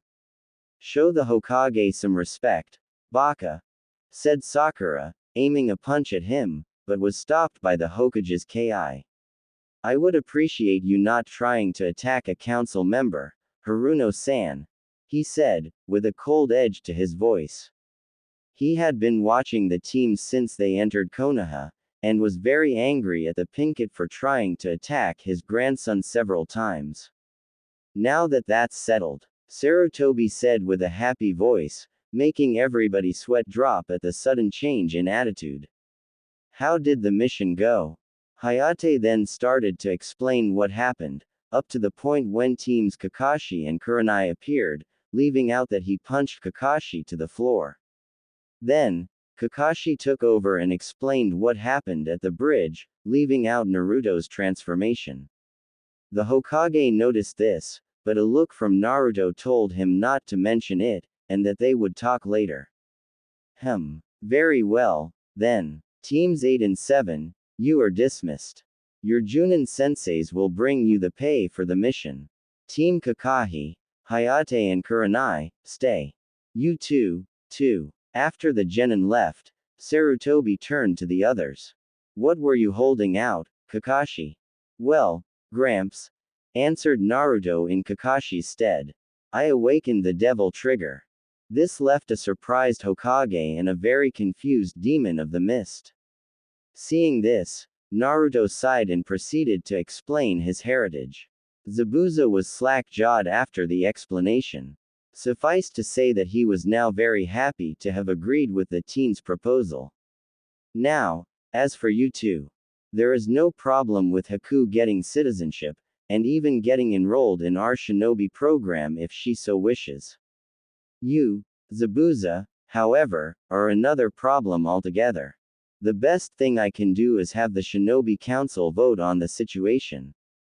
You will either gain citizenship, or be sent back to Kurigakure no Sato. Until then, you will be on probation. Zabuza thought it over. The plan seemed okay. It didn't put Haku in any danger whatsoever. He was prepared to be sent back to Kiri in order for her to get a normal life. So, he nodded his agreement. Lord Old Man, I propose they stay at the Namikaze clan compound. I have more than enough room. Everyone's sweat dropped at what Naruto called the Hokage.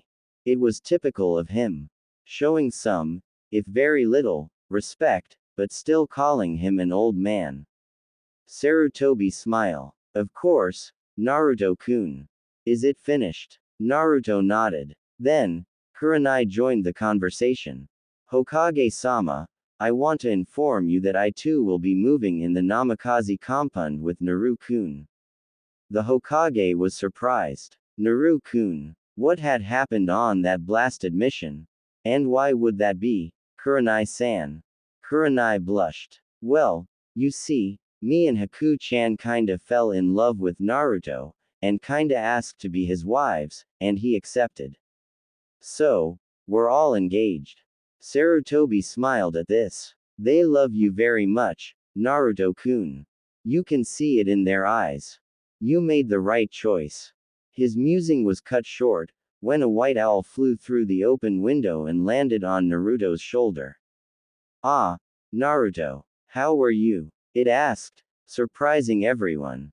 A summon, was the thought on everyone's mind.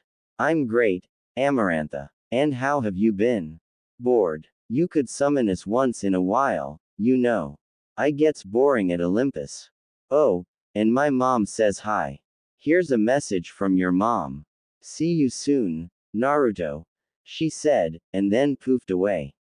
Naruto unrolled the message. It read, Dear Naruto, How are you, baby? I hope you're okay. Do you take care of yourself?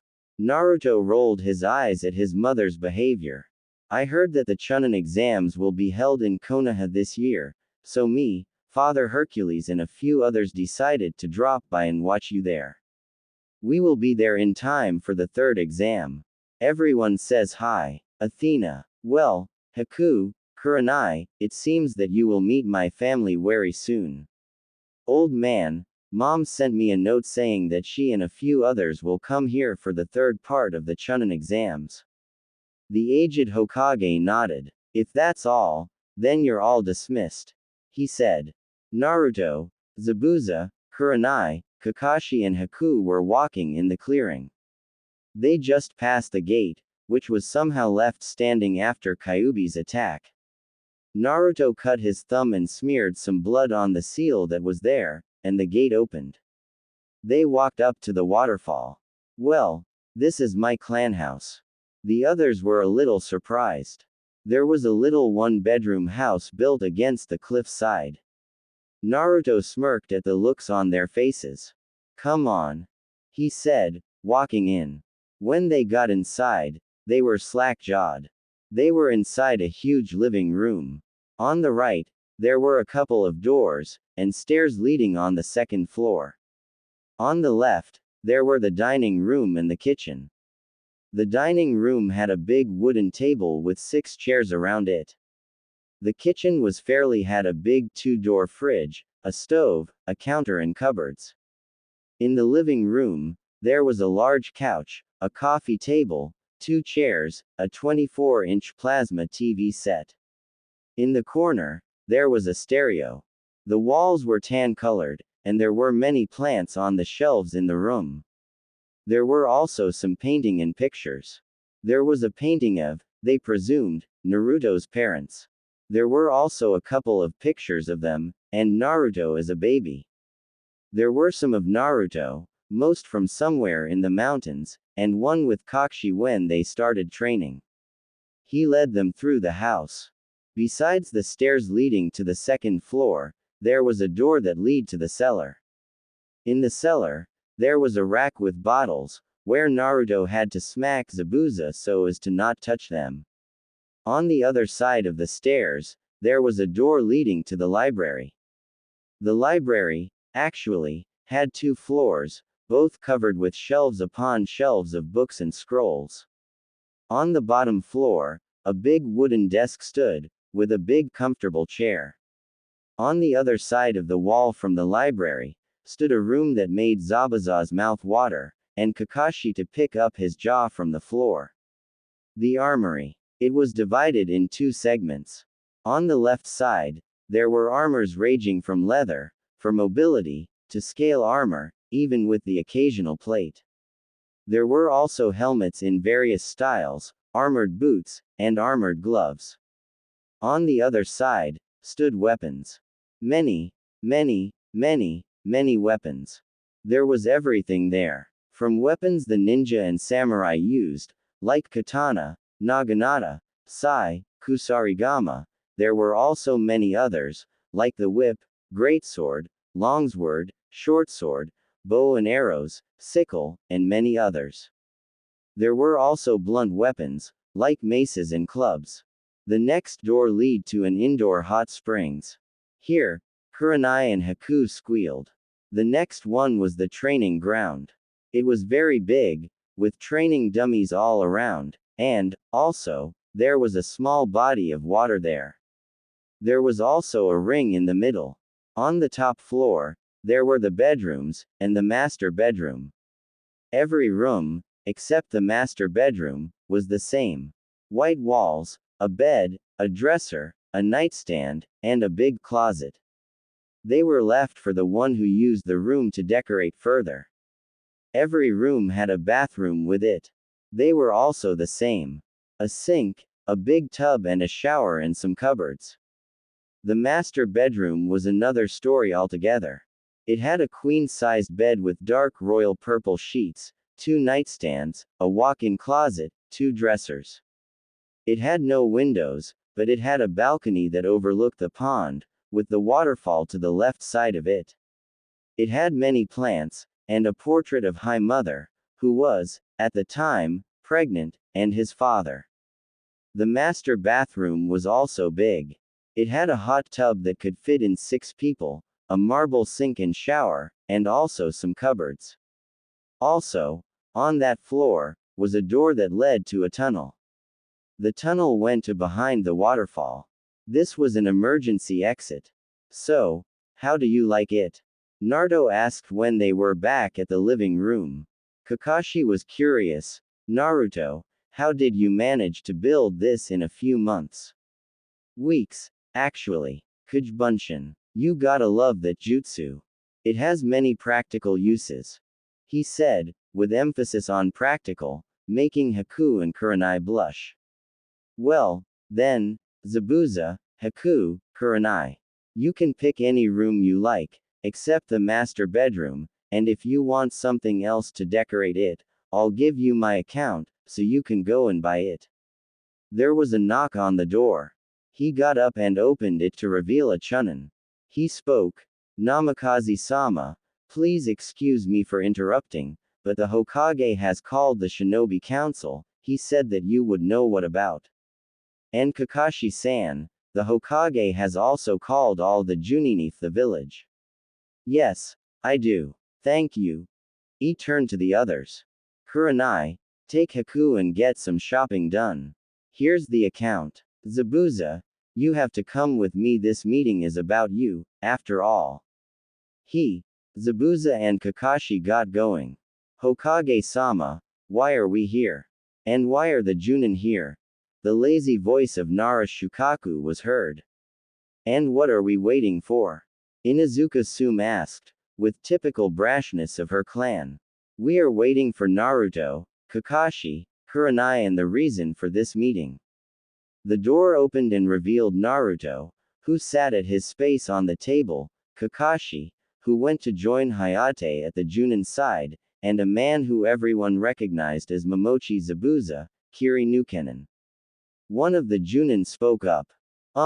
Excuse me, Hokage-sama, Namikaze-sama, but what is a Kiri Nukenin ding here? Naruto spoke up. Momochi Zabuza is here so that we could decide what to do with him. He has come to the village to be a shinobi here. The Hokage has called this meeting to decide what to do. Since this is a strictly shinobi matter, the civilians will have to sit this one out. But where is Kurenai-san? Another asked. She was granted leave of the meeting in order to help a new shinobi adapt to the village, and get some shopping done. Naruto answered. The Hokage cleared his throat. Momochi Zabuza, say before this embly why you chose to be a Konoha shinobi. I was getting tired of all the oinin from Kiri after me, so I needed a place to live that could get them off my back. Also, I have a daughter, though adopted, that I am very concerned about. I wish for a better life for her. He said, with a smile at the end. Some of the shinobi present smiled at this. Here was the demon of the mist, getting himself a daughter. Now, are there any suggestions? We should send him to the Mizukage. He will endanger the village if he stays, said Homura. Everyone was quiet, though that was possibly from the key the Hokage and Naruto were letting out, along with Kakashi and Hayate. I propose we give him to Nae.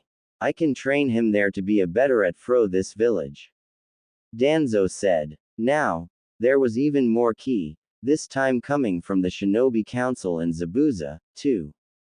They all knew, except Zabuza, what Nae was, and what it would to him. To Zabuza, it sounded like brainwashing, and he would be damned before he let that happen. Naruto then spoke up. I say, we give him a month-long probation, and then instate him as Junin for the village. Murmurs of agreement were heard.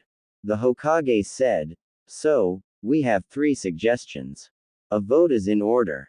Everyone for my suggestion. Danzo said. Not one hand was raised.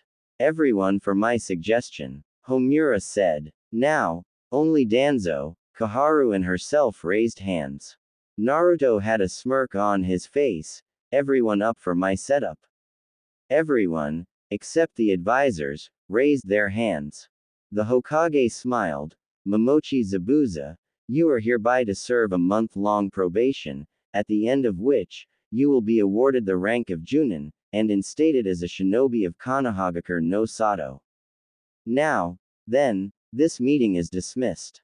Everyone, except the Hokage, Kakashi, Hayate, Naruto and Zabuza. I hope that you like the arrangements, Zabuza. Under the circumstances, it was the best we could do. Naruto said. Don't worry, kid. A month of probation I will gladly endure. Naruto nodded. He and Zabuza then went back to the compound. Naruto, meeting tomorrow at 7 a.m. Kakashi called after him. Naruto only waved, without turning around, signaling he heard him. Meanwhile, Kurenai and Haku were sitting at a dango place, waiting for their order. They have just finished shopping, somewhat emptying the Namikaze account. Nay, Kurenai-chan, who do you think the fourth girl Naruto-kun was talking about is? Well, considering his heritage and where he was for 10 years, I would say a goddess of some kind. I wonder when we'll get to meet her, Kyuubi and his family. He said that they were coming for the Chunin exams, so I guess then. Kurenai nodded. Next day, at 10 a.m., we find both Naruto and Kakashi arriving at Training Ground 7 at the same time. Here Naruto. Kakashi said. This is the paper for the Chunin exams. You will have to work with another 2 genin. Be at the academy, room 301 Monday at 9 a.m. I can't train you until you finish the exams, he said and poofed away. Naruto was walking down the road, to his home, when rocks aren't that square, Konohamaru. A rock poofed and there was Konohamaru, along with Udon and Moegi. Hey, boss. Hey, guys. Naruto said. He liked these kids. They reminded him of himself at their years. What's up? You said you'd play ninja with us.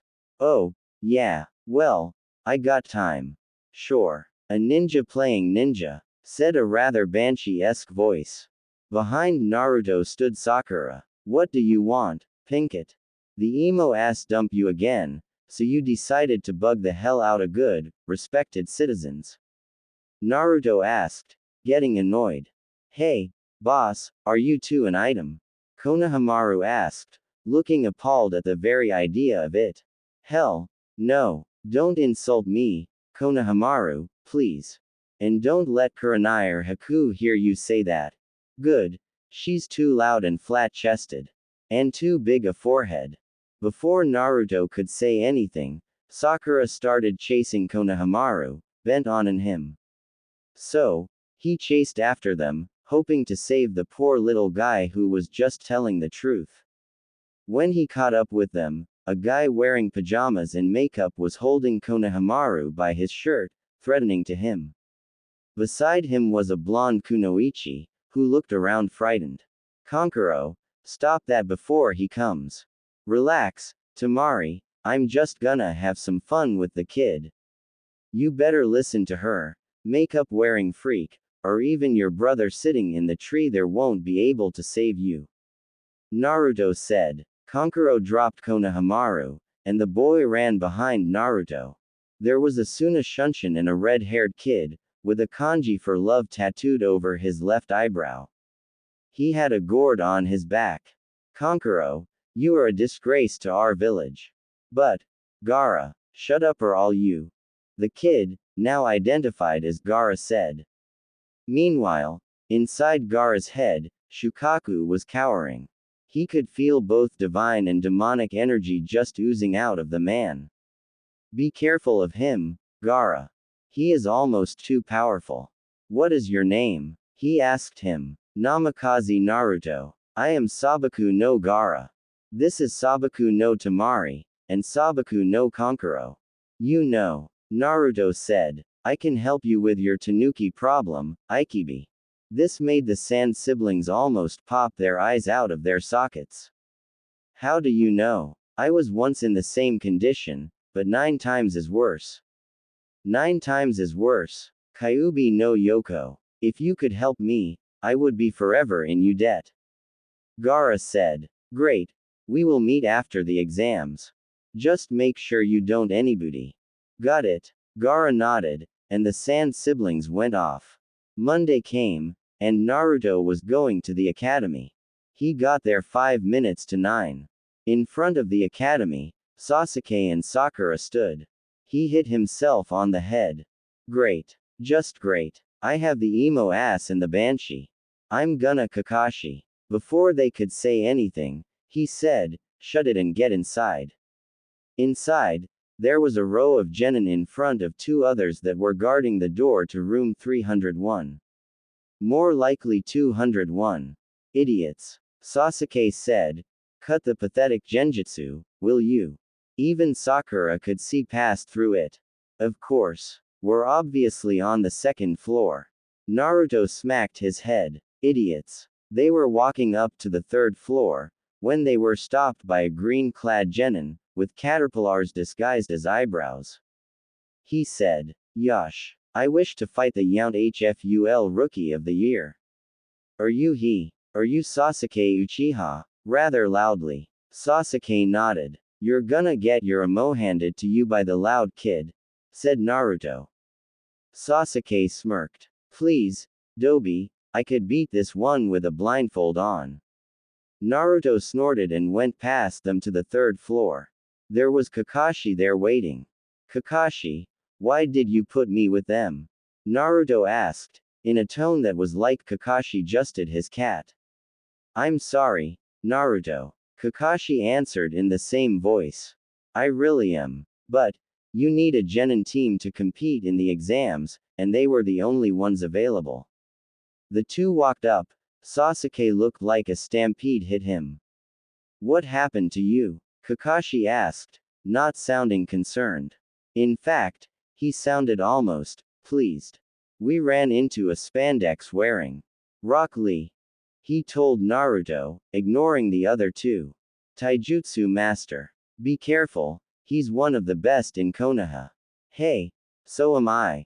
Naruto answered, walking in the door. Kakashi smiled. What the hell are you 2 waiting for? Get inside. Inside were what seemed like genin from every village. There were also the rest of the Rookie 8, as they dubbed themselves. Naruto was not in them, and Sai wasn't a rookie. Hey, Naruto, how ya been? Said Shikamaru, approaching them, with Ino and Choji. Hey, ya lazy bastard. So, you 2, huh? Found ya, Kiba yelled, causing Naruto to cover his ears in pain. Sorry, Naruto, hehe.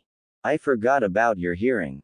Kiba said, sheepishly. You rookies are too loud, said a silver-haired, purple-clad boy. Calm down. Some of the others are on edge today. Especially that AIM group. Now, maybe I can offer some advice to my cute underclassmen. He smiled. Who are you? Ino asked him. Yukushi Kabuto, information gatherer extraordinaire. You rehearsed that, right? Naruto said. Kabuto smiled sheepishly. Yeah, I kinda did. Kabuto-san, how many times did you take the exam? This would be my 7th time. So, basically, you. Kiba said. Something's wrong here. 7th. Sides, he reeks of snake. Gotta tell the old man. Well, I do have these ninja information cards, or ninfo for short. It has all the information on what genin what country said. Do you have information on specific genin? Who do you want to know about? Rock Lee and Namikaze Naruto of Konoha. He wasn't at the Gaara incident. Well, let's see. Rock Lee. Genin. 1 year older than you. Taijutsu. Hai Chunin to Low Junin. Genjutsu non-existent. Ninjutsu non-existent. Teammates Tenten and Hyuga Neji. Junin Sensei Meta Guy. Namikaze Naruto. Genin, your age, was said to have disappeared 10 years ago, only to return a few months back. Taijutsu unknown. Genjutsu unknown. Ninjutsu unknown. Uses a sword called Rebellion. Kenjutsu unknown. Teammates none. Apprenticed by Konoha's copy ninja, Hitaki Kakashi. Alright, brats, here's the rules. You will each start off with 10 points. Each wrong answer will cost you 1. If you are caught cheating, you lose 2 points. If you are caught cheating 3 times, you fail. This is a team event, meaning that whether you pass or not will be determined by combining the total scores. There are 9 questions, and the 10th will be given at the 45-minute mark. And, start. Naruto turned his paper. Let's see. These questions could only be answered by a pathetic bookworm with no life whatsoever. At this, Sakura sneezed. Wait, only a 2-point deduction, huh? Normally, you'd be booted at the first sight of cheating. They want us to do it. Information gathering, and all that crud. He thought for a moment. He had no clear way of cheating, without getting caught. He then heard Akamaru, Kiba's little white-furred dog, bark. He concentrated on the barks, and was able to decipher that they were answers for the test. Thank you, Artemis, he thought. She had taught him how to understand some animals. Not all, mind you, only dogs and cats, but it was better than nothing. When he was done, he scribbled a note for Ibiki. He put down his pen, and looked around. There were genin caught cheating left and right, while some had done a fairly good job. A girl with buns in a Chinese-style dress was using mirrors on the ceiling to pass the answers to herself and that green-clad, fuzzy-browed kid that beat the snot out of the Uchiha bastard. Hinata, and a pale guy, her cousin or something, probably, were using their dojutsu, the Byakugan. The Banshee actually knew the answers. Shikamaru used his IQ of over 200, and got the answers down, and then used Kajimane no Jutsu to help out Choji. 45 minutes later, pens down, runts. Here's the 10th question. But, before I give it to you, there is one other rule. You get to choose whether to take it or not. If you choose to take it, and answer incorrectly, you will be stuck as genin for life. Hey, that's bullshit, man. Kiba yelled. You can't make us genin for life. Actually, I can, dog breath. Now sit down. But there are others that have taken the exams before. Well, unlucky for you, this is my first year as proctor. Now, who doesn't want to take that risk? There was a chorus of, me, s all over the place. Then, Naruto noticed that Sakura was about to raise her hand. Damn it, I will not be denied the chance to get out of these crappy C ranks. Hey, Scarface, you can drop the act now. We all know that you can't do jack shit. So stop hassling us, and get on with the damn thing. He yelled. Ibiki was astounded. It was years that anyone dared call him Scarface. He looked around, and saw everybody's determined look. Way to the mood, kid. Does anyone else wish to leave? No one raised their hands. Alright. To those that remain, congratulations, you pass. What? A blonde girl, Ino if he remembered correctly, screeched. What about the 10th question? The take or not take was the 10th question. As Chunin, you will encounter situations where you don't have all the information. In times like these, information is priceless. Now, the proctor for the second exam will be here shortly.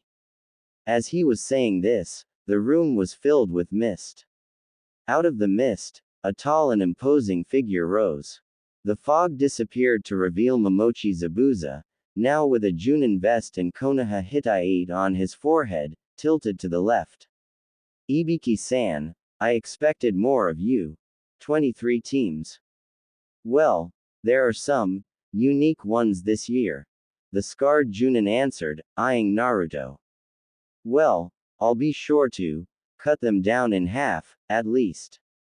Follow me to the next part of the exams, he said darkly. When all the Chunin hopefuls left, Ibiki started gathering up papers. When he got to Naruto's, a note caught his eye. Scarface. Before you got to the exam, mood and all, there was this silver-haired kid that had info on all the other genin. He even had some on me that only the Hokage knew. Now, as I was pondering this peculiar coinkydink, I noticed that he smelled, rather heavily, of snakes, to be precise. As I'm sure you know, only two people smell of snakes.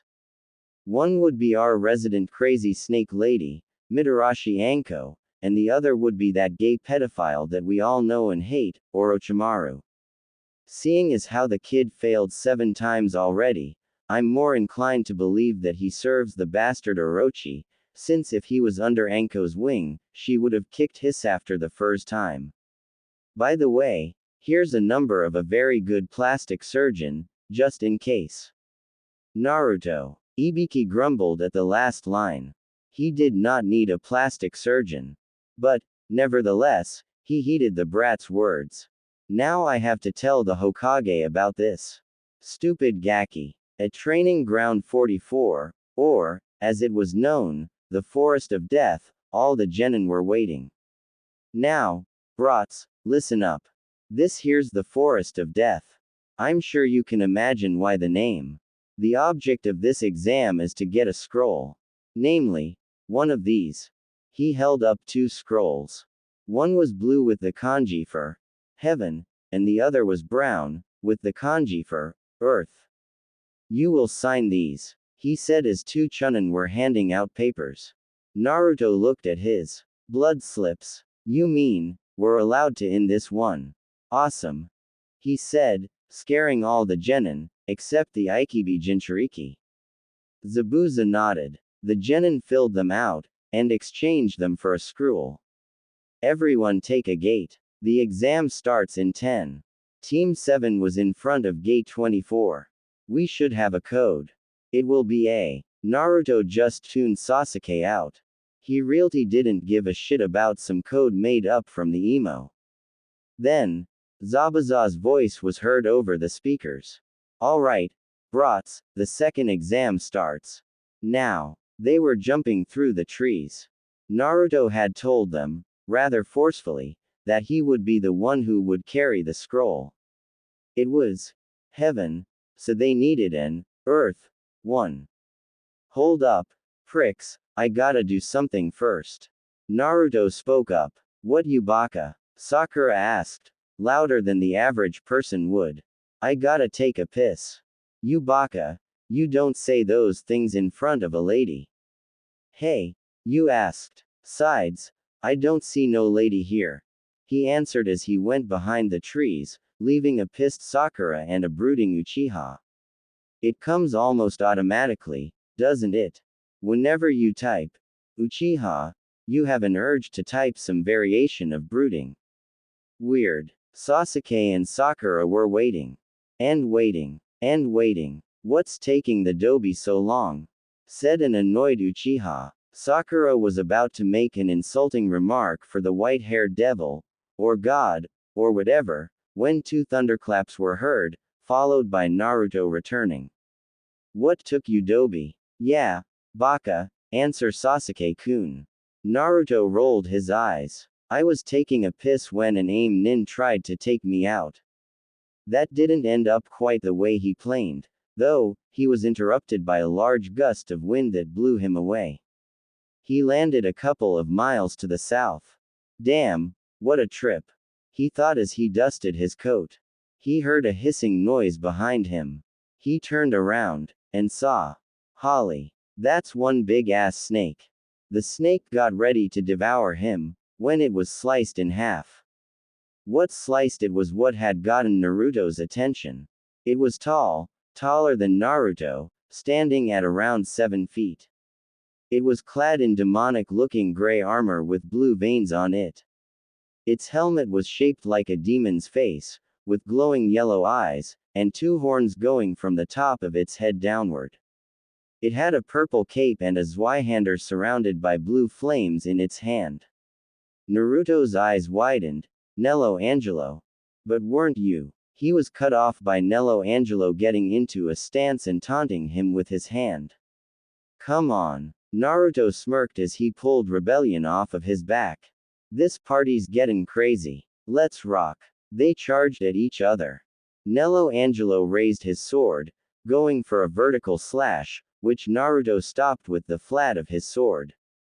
Naruto then went for a diagonal, low right to top left, but the demon teleported out of the way in a blue flame. He fired a ball of blue fire at Naruto, who had little trouble of dodging it. Naruto went below Angelo's guard and shouted, "Prop," launching Nello Angelo upward, then, with a shout of, "Shredder," spun Rebellion and sliced and diced him. They were exchanging blows for a few minutes, not really doing any damage, when Naruto decided to tip the odds. So, he jumped back and with a purple light, in Rebellion's place stood Lucifer. "Let's see you beat this. Bondage," he said, positioning multiple explosive swords around Nello Angelo, then throwing a rose to detonate them. "Not to use liking, huh? Then how about splash?" He jumped up, and then flipped in mid-air, scattering the blades around him. They detonated, making Nello Angelo dizzy. There was another flash, this time light blue, and Kana was in Naruto's hands. He pulled back the string, shooting an ice arrow that hit Angelo between his eyes.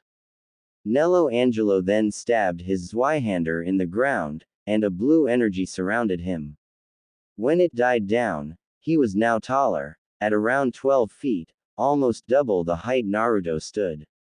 His helmet was gone. His face was deathly pale, white hair swept back, blue veins, and glowing yellow eyes. His facial features were exactly like Naruto's. "Well, crap," Naruto said. "Guess I gotta bring out the heavy guns."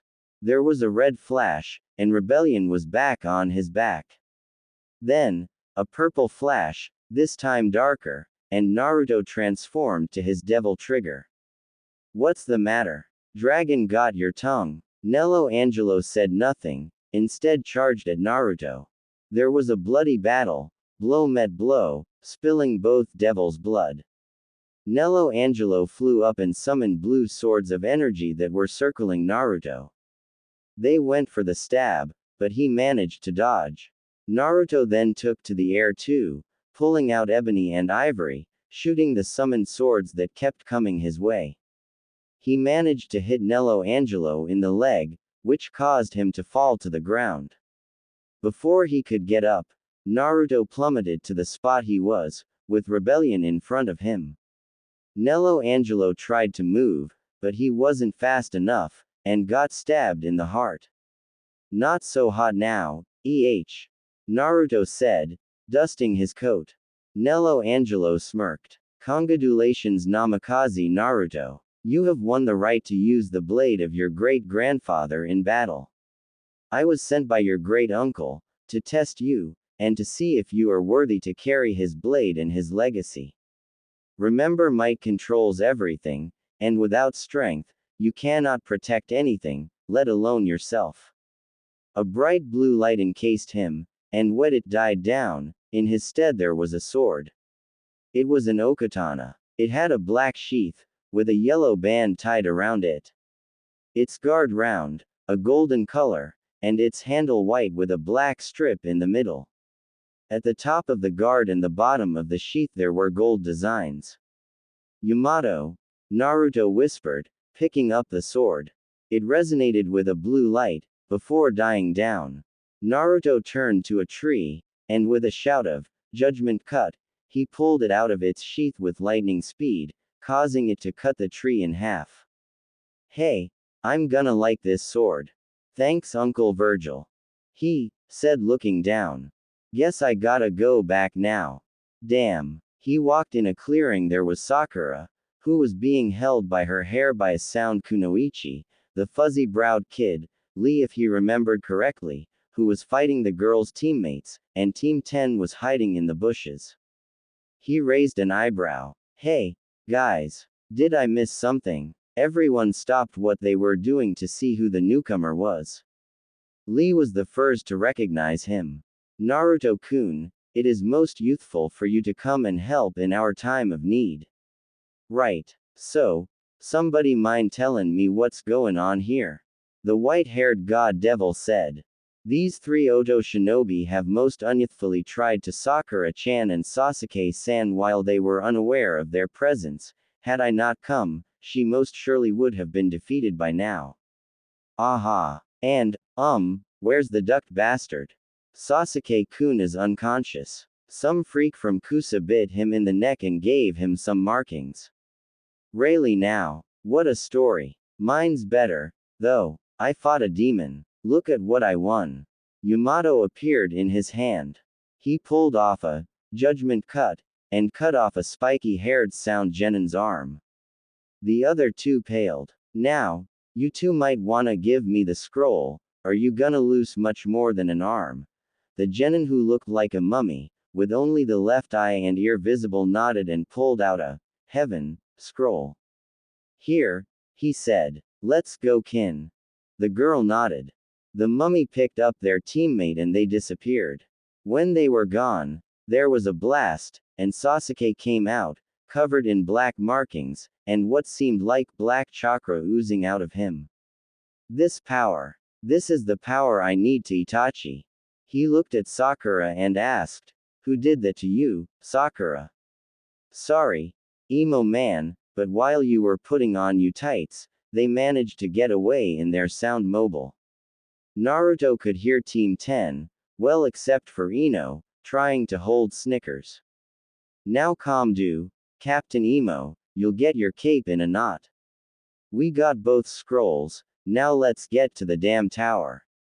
Quote, then I will test this power on you, Dobi. He charged at Naruto, who was still holding Yamato by the way, and tried to punch hit, only to be hit by the bottom of the sheath in the back of the head, and effectively being knocked out and the black marks resided. When Naruto turned around, he was met face to face by the girl he saw use mirrors during the first exam.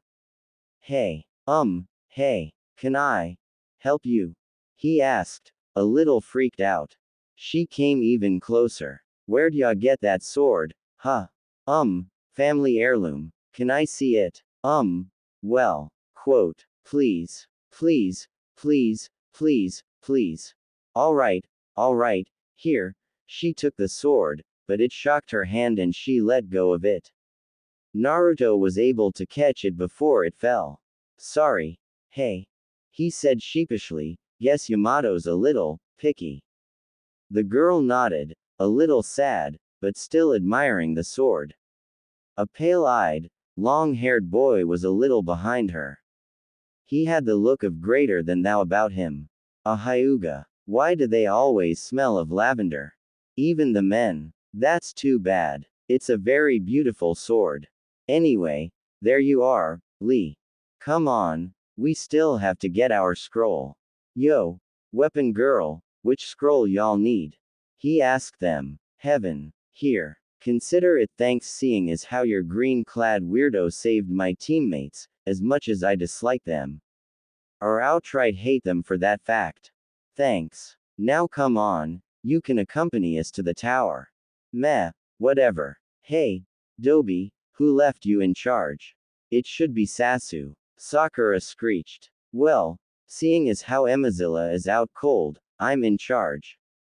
Got it, Pinkatron. The rest of the trip to the tower was uneventful. When they got there, they got in the same gate. There was writing on the wall. It says, if you lack, seek wisdom, be prepared. Gain KWNOL edge. And prepare yourself for the missions. If you lack, run in the fields, seek advantages. And if you have both, you can succeed in even the most dangerous missions. I think we're supposed to open them now. Naruto said, tossing one scroll to Sakura.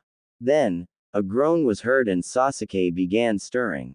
Well, good morning, sunshine. Sleep well? Naruto asked, smirking. Sasuke just ignored him. Naruto nodded to Sakura, and they opened both scrolls, with Team 9 doing the same. There was smoke. Throw them. They're summoning scrolls. Naruto said. They threw the scrolls to the ground, and they formed two X's. Out of the smoke, Kakashi and Guy came. Yo. You made it. Kakashi said. It is invigorating to see such youthfulness in young shinobi. Tell me, my favorite student, how did you do? Guy said. Or, more like screamed from the top of his lungs. Guy sense. My most youthful team was trying to find a heaven scroll when I saw a most unyouthful ACT taking place. 3 shinobi from OTO were attacking Sakura-chan, with Sasuke-san passed out, and Naruto-kun nowhere to be found. I battled them, but was defeated, and would surely have been if Naruto had not came when he did and defeated them. By the way, Naruto-kun, how did you become so strong and so fast as to knock out the Uchiha with one strike? Lee, did you say something?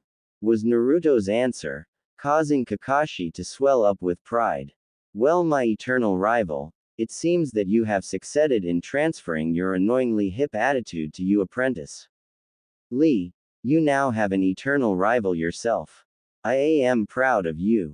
Guy-sensei. Lee. Guy-sensei. Lee. The hugging and the mysterious, unexplainable genjutsu. While this was going on, Kakashi was talking to Naruto. So, I see you've managed to get one of those two as your eternal rivals.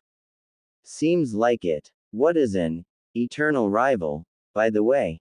Well, he'll always want to compete with you, call you annoyingly hip, and stuff like that. And what do you do with yours, Kakashi? Well, what you did just now usually works, but sometimes I have to compete with Guy, just so he leaves me alone. Naruto then saw the 2 green shinobi hug. Do they always do that? And what's with the sunset? Yeah, unfortunately they do. And that sunset is a genjutsu not even your fiancé has been able to break. Nobody knows what it is, or how they do it. On a side note, I want to say I'm proud of you. Now if only I could get you to read Ika Ika. Meh. Read 'em. Last was no. 5 inches. Kakashi did his famous eye smile, while inside his head, a chibi Kakashi was dancing around, holding a sign reading, I'm the greatest sensei in the world. If you need the next issue, you know where to find me. Kakashi sensei, what's with the sign? Sakura asked, pointing to the inscription. Well, heaven is the human mind, and earth, the human body, and something about if you don't have one then you must, something. I forgot. Kakashi answered, rubbing the back of his head sheepishly. He then saw the banged up Uchiha. What happened this time? Orochimaru put a hickey on his neck. Naruto answered. How you know it's him? You weren't there, according to Lee. Description Sakura gave me mock. Kakashi nodded his head. He then saw Guy looking at him, awaiting an answer. Guy, did you say something? You're so annoyingly hip, Kakashi. Anywho, you'd better get some rest, Naruto. Oh, and you too. There's still 3 more days to go. Right, Naruto said. CYA. Kakashi waved, disappearing in a poof of smoke, with Guy following shortly. 3 days blew over like a breeze, and the rest of the teams appeared. Of the teams that passed the second exam, there were 4 from Konoha and 1 from Suna, Oto and Kiri. The Shunin wannabes gathered in front of the Hokage, with their Junin senseis behind them. I congratulate you all for getting this far, but the true test is yet to come. Before we start, I would like to tell you the actual reasons. Yes, he said, seeing a few genin faces frown, the actual reasons. With no sugar-coating it, this is, technically a war between allied countries. Now, before we, excuse me, Hokage-sama, but I, Yugo Azuki, the proctor of this part of the exams, will explain. Said a woman that appeared in a poof of smoke. She had long purple hair and a you don't wanna mess with me look on her face, clad in a black Junin uniform, with her Hittite around her forehead. Gaining a nod from the Hokage, she continued, before we get to the third exam, there will be a preliminary round. The reason for this is because there are too many of you. If someone wishes to quit now, he or she may. Know that your decision now does not affect your teammates. From now on, it is strictly free for all. Excuse me, Proctor-san, but I would like to quit, said Sakura. Yes, Sakura. And yes, said, and not yelled. You are Haruno Sakura of Konoha, are you not? Very well, you may leave. Never actually thought that she'd give up. Naruto thought. Anyone else? No answer. Very well. Now, look carefully at the screen. Said screen was flashing with names that none of the genin but Naruto could read. After a moment, it stopped on two particular names. Sasuke Uchiha versus Juzo Keikei. Would all competitors but the two please follow the Junin senseis to the stands? When everyone was gone, Yugo yelled, first match, Sasuke Uchiha versus Juzo Keikei, Hajime. Sasuke charged the enemy ninja, intent on finishing the mock as fast as possible. The curse mark on his neck was still burning, and he was slowly losing focus. He was too fast for the Kiri Nin, and managed to kick him in the gut, propelling him skyward.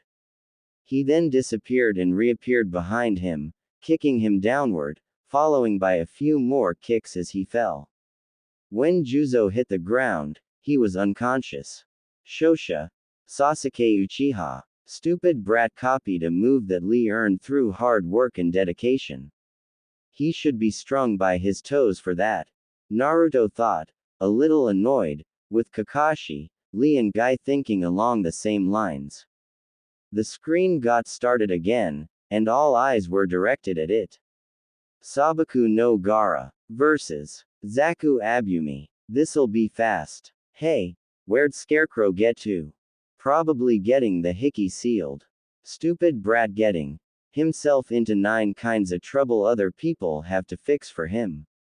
Zaku walked down, while Gara used Suna Shusenshin to get there. It is in your best interest to give up, he said darkly. Imagine Hattori Hanzo's voice from Samurai Warrior 2. Not a chance, Zaku said. His left arm was covered with bandages, hiding the absent hand from view. Second match. Sabaku no Gara versus Zaku Abumi. Hajime. Have it your way then. Sabaku Q. This sent waves of sand at Zaku. He used Zenkuaha to blow the sand away, but with little success, while jumping backwards. But, as such things go, he ran out of jumping space soon enough. With another cry of Sabaku Q, he was encased in sand. Gara then lifted his hand to eye level. I could you with a squeeze of my hand. Be thankful that I promised not to, he said, turning around after an announcement of Shosha, Sabaku no Gara. When he got to the stands, or whatever those things were, Naruto appeared behind him. You did well, and have earned my help. Meet me the day after the exams at the entrance to the Forest of Death. As I promised, I will do what I can, he said, disappearing to his spot again. That was a little freaky. No shit. I love doing that, Naruto thought from his spot. And the expression on his face. Priceless. The board spun again, spitting out another pair of would-be Shunin names eager to prove themselves against their designated opponents. Shikamaru Nara versus Hinata Hajuga. Great. I have to fight a girl. Troublesome screen. He sighed as he got to the ring. On the other side, Hinata nervously approached. This is it. My chance to show I'm not weak. Third match. Shikamaru Nara versus Hinata Hajuga. Hajime. Hinata got into the basic Jukin stance. Crap. Can't let her get near me. Troublesome woman. She activated her Byakugan and charged Shikamaru. This got the mentioned lazy bum a little scared. Crap. What to do? Okay. Maybe not so little. What if? No. But if that may work. He jumped under the stands, staying in the shadows. And now, we wait. Hinata, not noticing that Shikamaru deliberately chose a spot in the shadows, charged him, readying for a strike. She reached her hand towards him, just a second from hitting him when, all of a sudden, she couldn't move. Kujimane no Jutsu, success. The shadow of her hand had connected with the shadow of the stands. She was now at Shikamaru's mercy. This ends now. He raised his hand, and Hinata had no choice but to do so, as well. He made her quit. Shosha by forfeit, Shikamaru Nara. Yeah, I know what you're thinking. I promise some of the fights will be longer, and a lot more detailed, Naruto's especially. Sorry for that. That didn't last long. Tough luck Hinata, matching up with the lazy. There were shadows all over the place. Naruto though, looking at a saddened Hinata getting cheered up by her teammates. I'm so bored. Come on, ya damn TV, choose me already. The names spun again, and Rock Lee versus Akamaiki Choji. Ga, stupid TV. Choose me. Well, you know that when you want something, it always seems to take more time. I wish you a good fight at this youthful match, my friend. Let us show to all that are watching the power of our springtime of youth. Lee yelled as he got to the ring. Yeah, sure, good luck with that. Choji answered, a little creeped out by the speech. And those eyebrows. Are those alive? Fourth match. Rock Lee versus Akamaiki Choji. Hajime. Lee got into the Goken stance, as Choji finished his bag of chips. Lee charged Choji with a right hook at standard speed, for Choji at least, which the pleasantly plumped ninja managed to block. He then countered with a hard bash with his right aim to Lee's head. The bash was avoided by the weird one, and he upped his speed a little. He got under Choji's guard, and managed to score an uppercut in the face. This got Choji off balance. As he tried to regain it, Lee got a combo with a few punches and kicks. Now, Choji decided it was time for his family jutsu. He cried out Baika no Jutsu, followed by a Nikuden Sensha. He began to roll all over the ring, forcing Lee to jump around like a squirrel on speed. The only safe place in the entire ring was on top of the statue of the Ram sign, so Lee jumped there. Choji was still rolling around. Lee, it's okay. You can take them off. Lee looked at his sensei confused. But, sensei, you said only to take them off if my precious people were in danger, or to uphold my nindo. I know, but this is a special case. I will allow it this one time. What are they up to? Shikamaru wondered. He got his answer when Lee removed his leg warmers to show a set of weights, each with a kanji for guts on it. Huh, those weights won't help him against Choji's Nikuden Sensha. Ino thought. Lee removed his weights, and let them fall to the ground. The resulting shock was enough to stop Choji, and make everyone in the arena go wide-eyed. Damn, that's a lot. This is getting interesting. Naruto though as he watched the dust settle. Okay, Choji, now what are you gonna do? You ain't gonna win this easily. It'd be boring that way. Lee disappeared in a burst of speed that was so great that none of the genin, apart from Naruto, of course, could follow. Choji tried to use his ears to listen to Lee's movements, but he was too slow to counter or block them, so he had no protection of the kick Lee sent to his head. The kick propelled him backwards, and Lee followed up with a few punches, embedding Choji in the wall. He was knocked unconscious. Shosha. Rock Lee. There. More detailed and a little longer. I hope it satisfies you, my audience. Seeing as how he was only unconscious, Choji was allowed, when he woke up, to watch the remaining fights. Shikamaru opened a bag of chips and gave it to him, telling him he did well.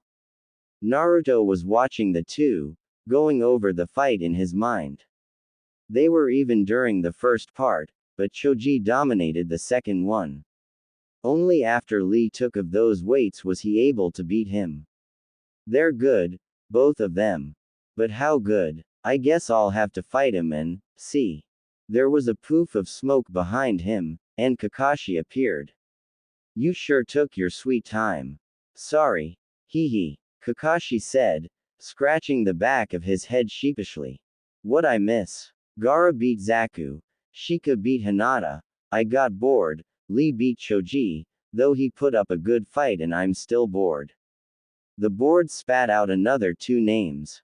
Namikaze Naruto versus Kayomasa Kato. Finally, I'm up, Naruto said and jumped down. I want a good match. Nagato said walking down. He was around 5 feet 7 inches tall. In his right hand, he had a spear, and he wore samurai-like armor, red in color, only a lot more flexible. So, don't disappoint me. That should be the least of your concerns. Naruto said, smirking. Fifth match. Namikaze Naruto vs. Kayomasa Kato. Hajime. Kayomasa took the first move. He charged Naruto, intent on impaling him on his spear, but Naruto was too fast for him, and managed to evade the stab. Next, Kayomasa followed with a diagonal slash going from down right to up left, and a horizontal slash going from right to left. Naruto evaded both, and threw rebellion at him. Kayomasa dodged the sword, but couldn't evade the punches Naruto served him. The force of the punches was enough to send Kayomasa flying into the opposite wall. He's like a ghost. I can't hit him, Kayomasa thought. He then went for a series of slashes and stabs with his spear, all of which Naruto either dodged or blocked with his sword. Seeing that straightforward ults didn't work, Kayomasa tried to get behind Naruto, and slash his back. Now, this wouldn't be a story where Naruto's unbeatable if that worked. So, naturally, Naruto evaded the backslash. Kayomasa then tried a different tactic. He opted for launching Naruto in the air, and attacking him where he couldn't defend himself. Surprisingly, he managed to launch him, but Naruto, being the master swordsman he is, blocked, even in mid-air. The kid doesn't stand a chance. Naruto's toying with him. He didn't even break a sweat. Kakashi thought, watching the battle, with similar thoughts appearing in the Junin sensei's minds, as well as the minds of Shino, Shikamaru and Gaara. Well, all except for Kurenai. She had more adult thoughts about her fiancé. Now, Naruto was getting bored. Again. I can't get a real challenge these days. Guess I better end this now. Another minute or two, and I'll drop dead from boredom. So he did. He did a streak followed by an aerial rave, and finished with a helm breaker. The end result was a knocked-out Kiri Nin. Naruto got back to his seat, followed by the sound of Shosha, Namikaze Naruto. You went easy on him at the beginning, didn't you? Kakashi said when Naruto got to his spot. Yeah, thought he could offer a little excitement.